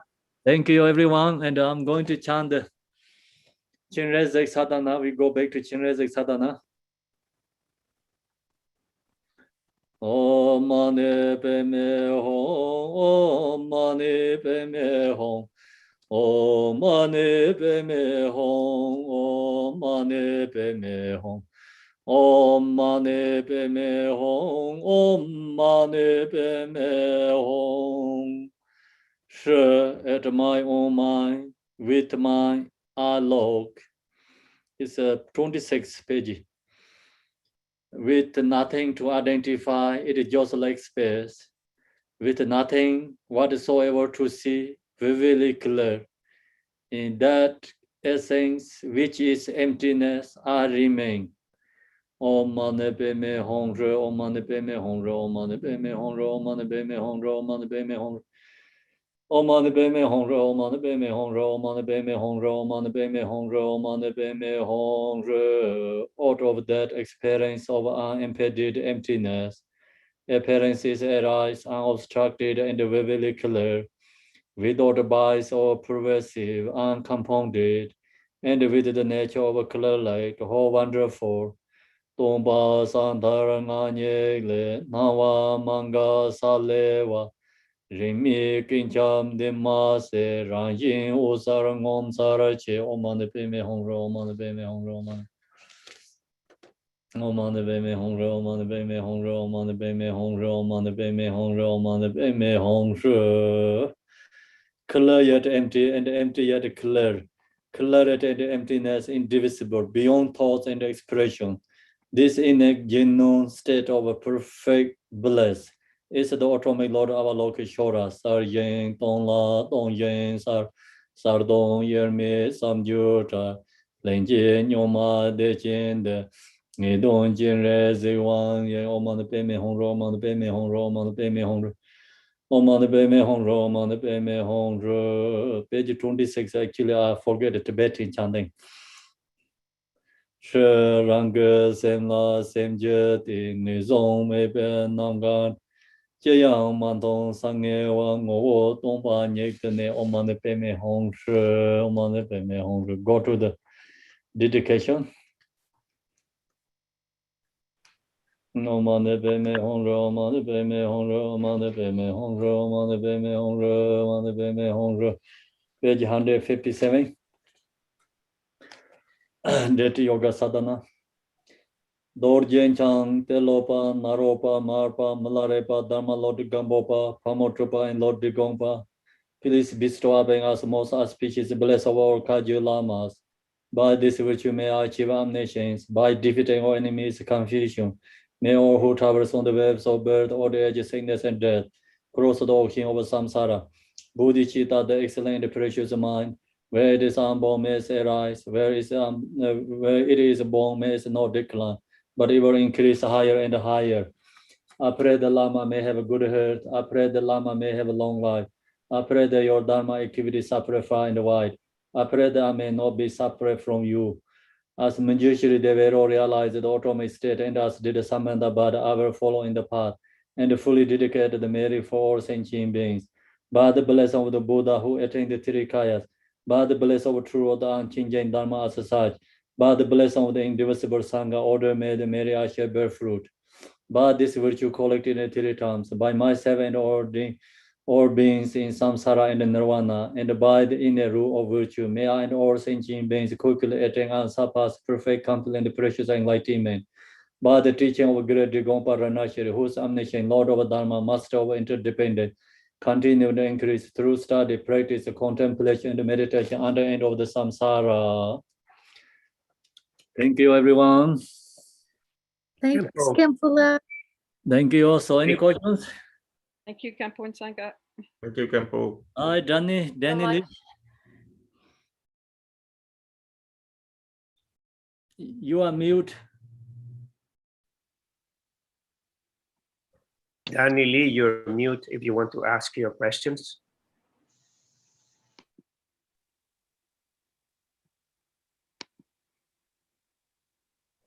We cannot hear.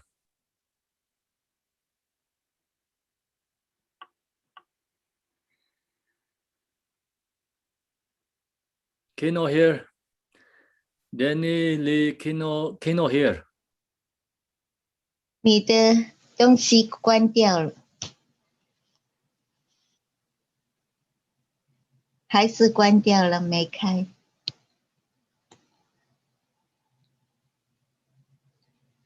So you can go and back, sign out and come back again. That helps usually.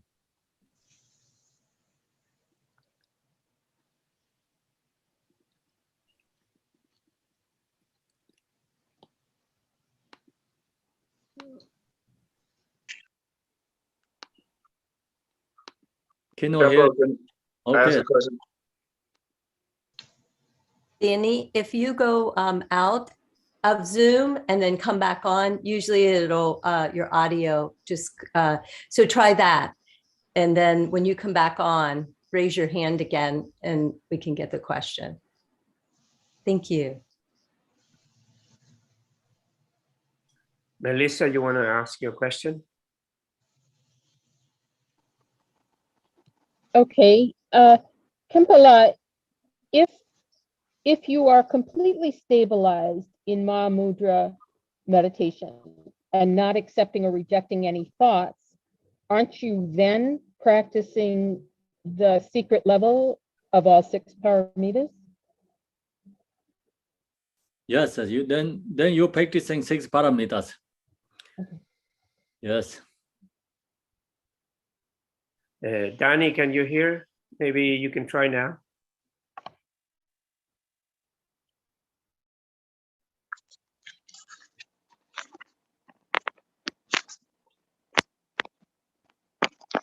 Okay, so next then. We still can't hear you, Danny. Go ahead and go out of Zoom, leave the meeting, and then come right back on. Leave the Zoom meeting and then come back in. And then that'll reboot your sound. Mm-hmm. Galaxy, you can go ahead. Galaxy 520. Okay, that's me. Thank you. Kimbo, I've always wondered why we pray not to be reborn as a Shravaka or a Pratyeka Buddha. It seems like that they are much higher realized beings than we are. So why specifically do we wish not to be like them? So I think this Bodhisattva's aspiration is not only self-liberation. The goal is benefit for others. Yeah. That's called Bodhisattva's aspiration conduct. I understand that, and thank you, because that does clarify a little bit. You mentioned that when they are reborn, they're reborn maybe into one of the formless realms or one of the higher realms. Are they in that situation not able to practice for others' benefit, or not able to receive, not able to progress more, or are they bound to kind of fall into the lower realms from there? You mean the formless absorption? Yeah, like you talked today about how the 4 levels. They are not free from samsara. They are stuck samsara still. So that's they are not arhats. They are not yet self-liberation. Okay. Yes. Okay, thank you. We do the prayers. Aspiration is not arhats. our goal, but someone give it to you, you have choice arhats or Bodhisattva. If you pick up the Bodhisattva, but then if you get arhat's goal is like take opportunity. Don't miss opportunity. Say yes, I want. Yeah.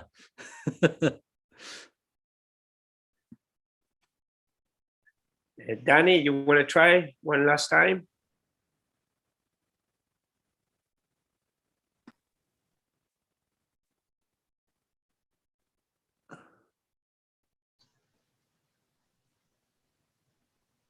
Cannot hear, yes. Still cannot hear. You're muted now, Danny.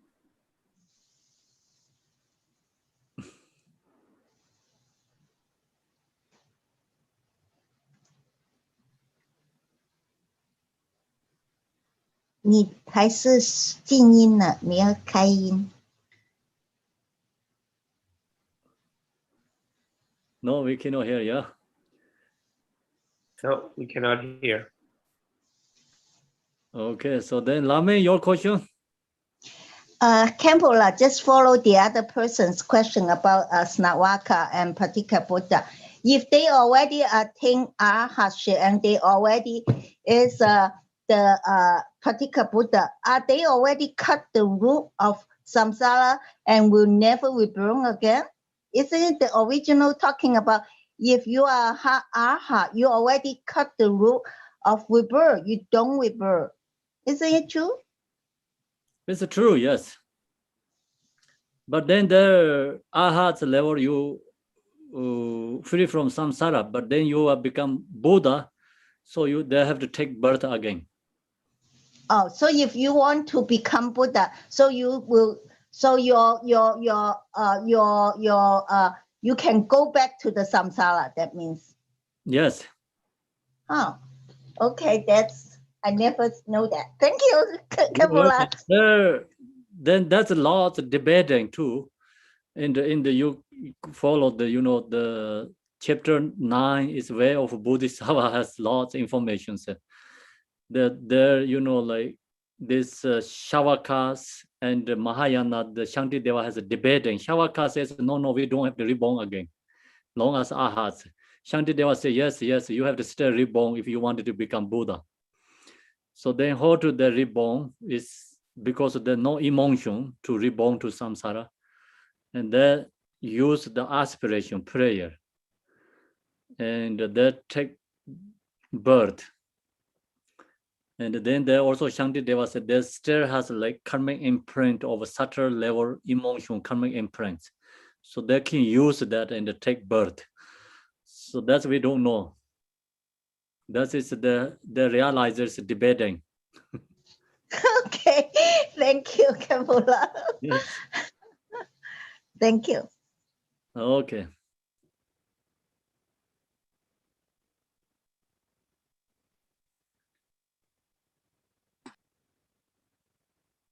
Then who has a question? Yeah, I have a quick question. Yes. Let's see. In the application of antidotes, love versus anger, for example, in the inner level, is that contemplation, meditation works on that? Yes.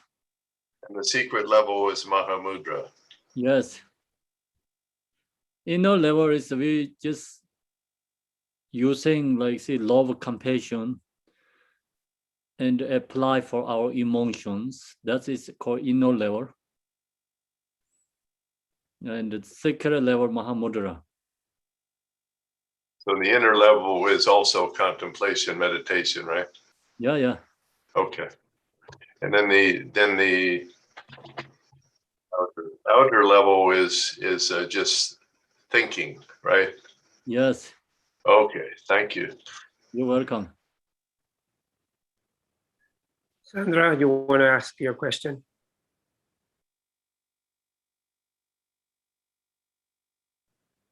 Sure. I just really was wondering if Kempo could comment. Like, I remember one time you said Mahamudra was a type of chud.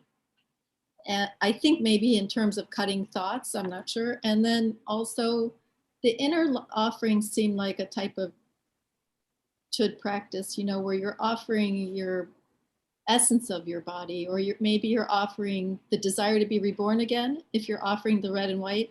Like, could you just talk about that a little bit? That's always use different method. The Chu also have their own method. So reduce the self-grasping, and the Chu has like meditate impermanent. That's why the Chu practitioners, people go to cemetery and they meditate in the cemetery. They do the Chu in the cemetery because they're seeing that it's reduce the attachment desire. So you see the cemetery, recognize, visualize, meditate this or the dead bodies, you know, a corpse, and then practice impermanent. So then they use this, their own body is for offering. So practice Chu.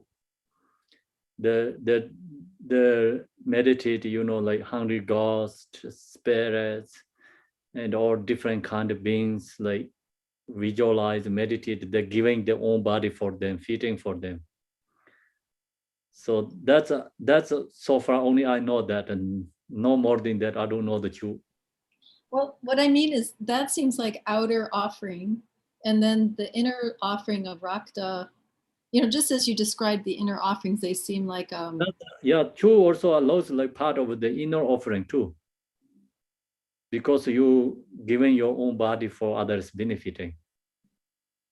So you saying like mentally, I think different ways like giving, and let go selfish, self-grasping.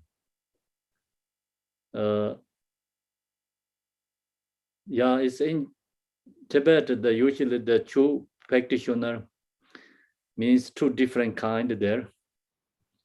Two different kinds. One is like very good realizes Chu practitioner, and they go to cemeteries, and then they're doing Chu and stay there. There are no fears, no scared. Let go all selfish self. That is like very good high level, like I mean the Chu practitioners. Then some is also Chu, means like Chu is like usually the beggars beg the food for using the Chu too.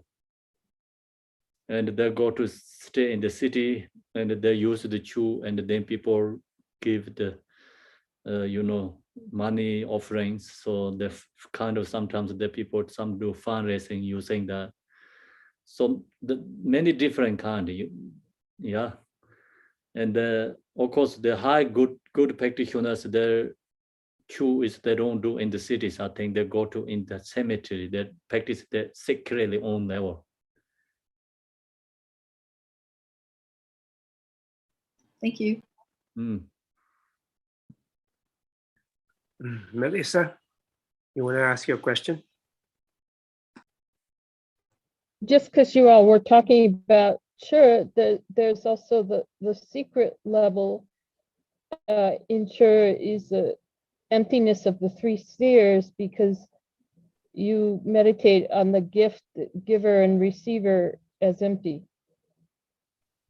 Right? Yes, of course. Yeah, the Chu is like follow, of course, outer inner secret level 2. Each practice has that.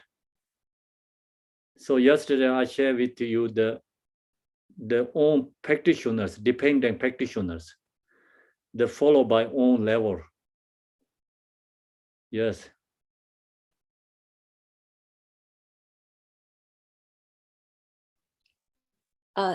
Danny direct messaged me the question. He said, Kempo, need your advice. I have been meditating in Mahamudra meditation for last 6 months on daily basis for 45 minutes to an hour, but still unable to stabilize the shamatha meditation and vipassana meditation. Yesterday, I was introduced to Tonglen meditation.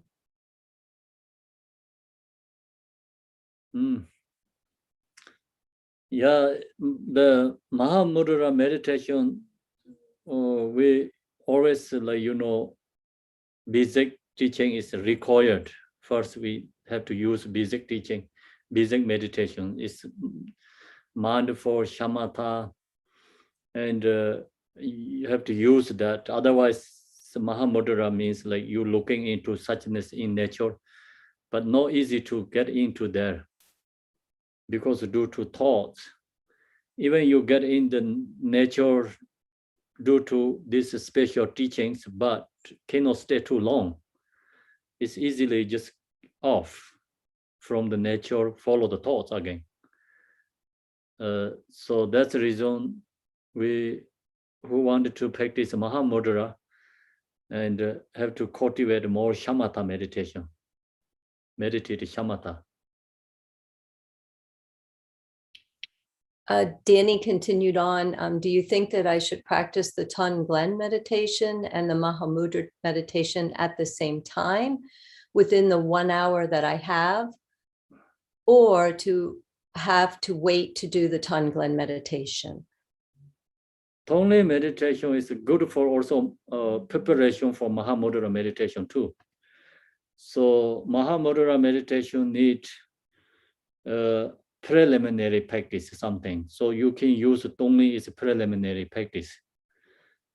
That's like first like you do shamatha meditation, maybe at least 15-20 minutes, and then go to Tonglen 10 minutes, then go to Mahamudra. But we're saying Mahamudra, but we don't know Mahamudra or shamatha still. So we say I'm meditating Mahamudra, but we don't know really seeing nature mind. How long we be there, you know?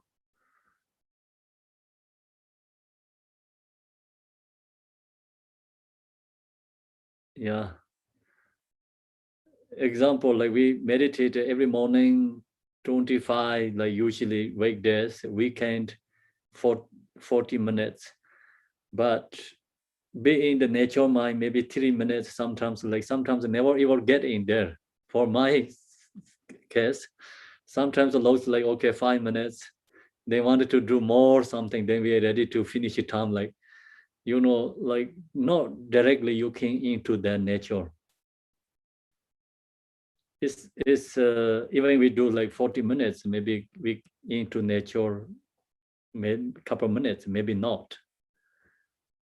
So that means like 40 minutes meditate Mahamudra. We cannot say that, right?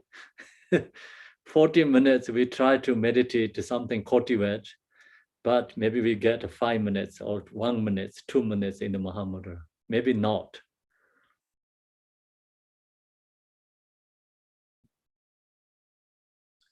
There's a question in the chat. Kempo, Yes. what is the difference between anapanasati and shamatha? Don't know anapanasati. I think some people calling anapanasati is a shamatha meditation, mind for the many different compound together. More focus with the breath. Yeah.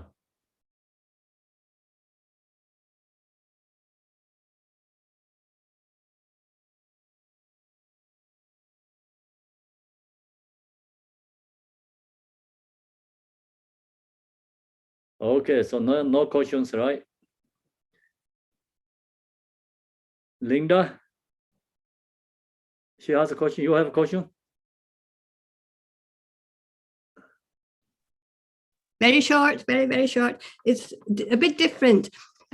How do you honorably stop a regular practice because you've moved on to another one? How would you do that honorably?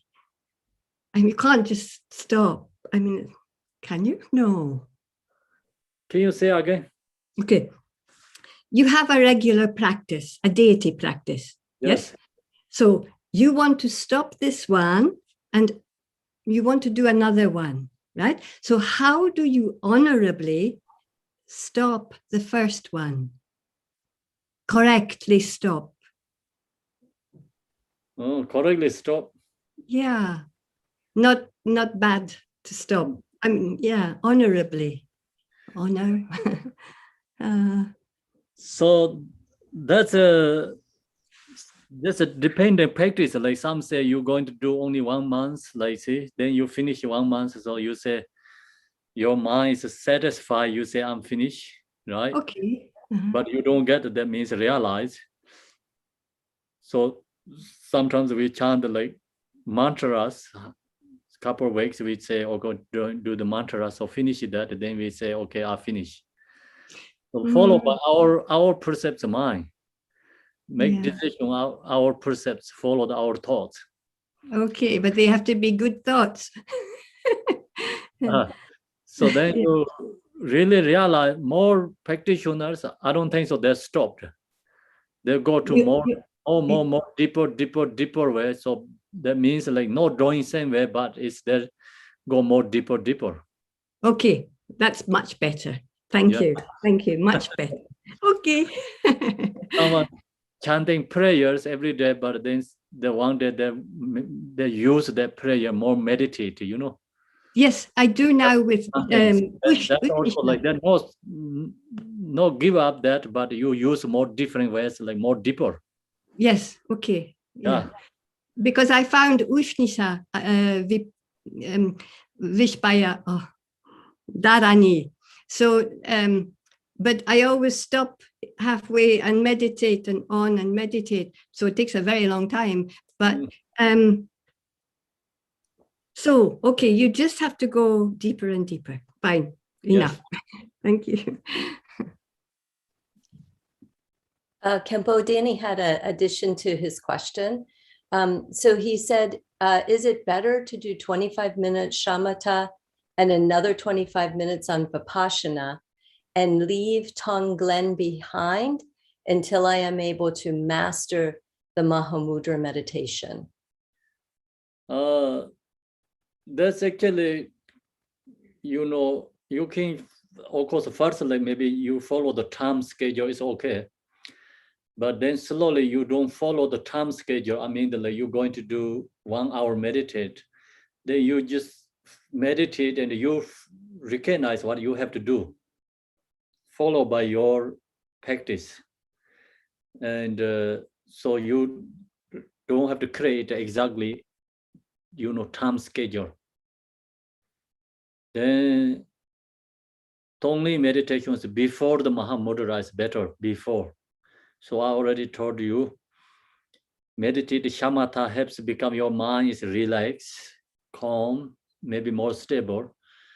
Then you do the tonglen is more stable. So you can do visualize. Tonglen means we have to visualize. You can do that. Then after going to finish that, your mind has maybe more compassion, love, compassion arising. Practice it only. So then go into log to that compassion, that kind of love, compassion. You log into that mind, then meditate the Mahamudra. Yeah. Mahamudra is like not visualizing, right? No any cultivating, just looking into suchness, nature, own nature.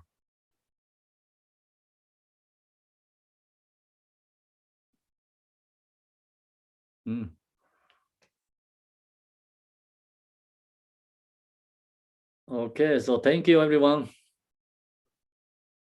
See you tomorrow. Thank you, Thank you, Khenpo. Thank you, good teacher, Kambula. Thank you, Kambula. Thank you. Bye. Have a nice week ahead, everyone. Yeah. Thank you, everyone. Thank you, Kambula.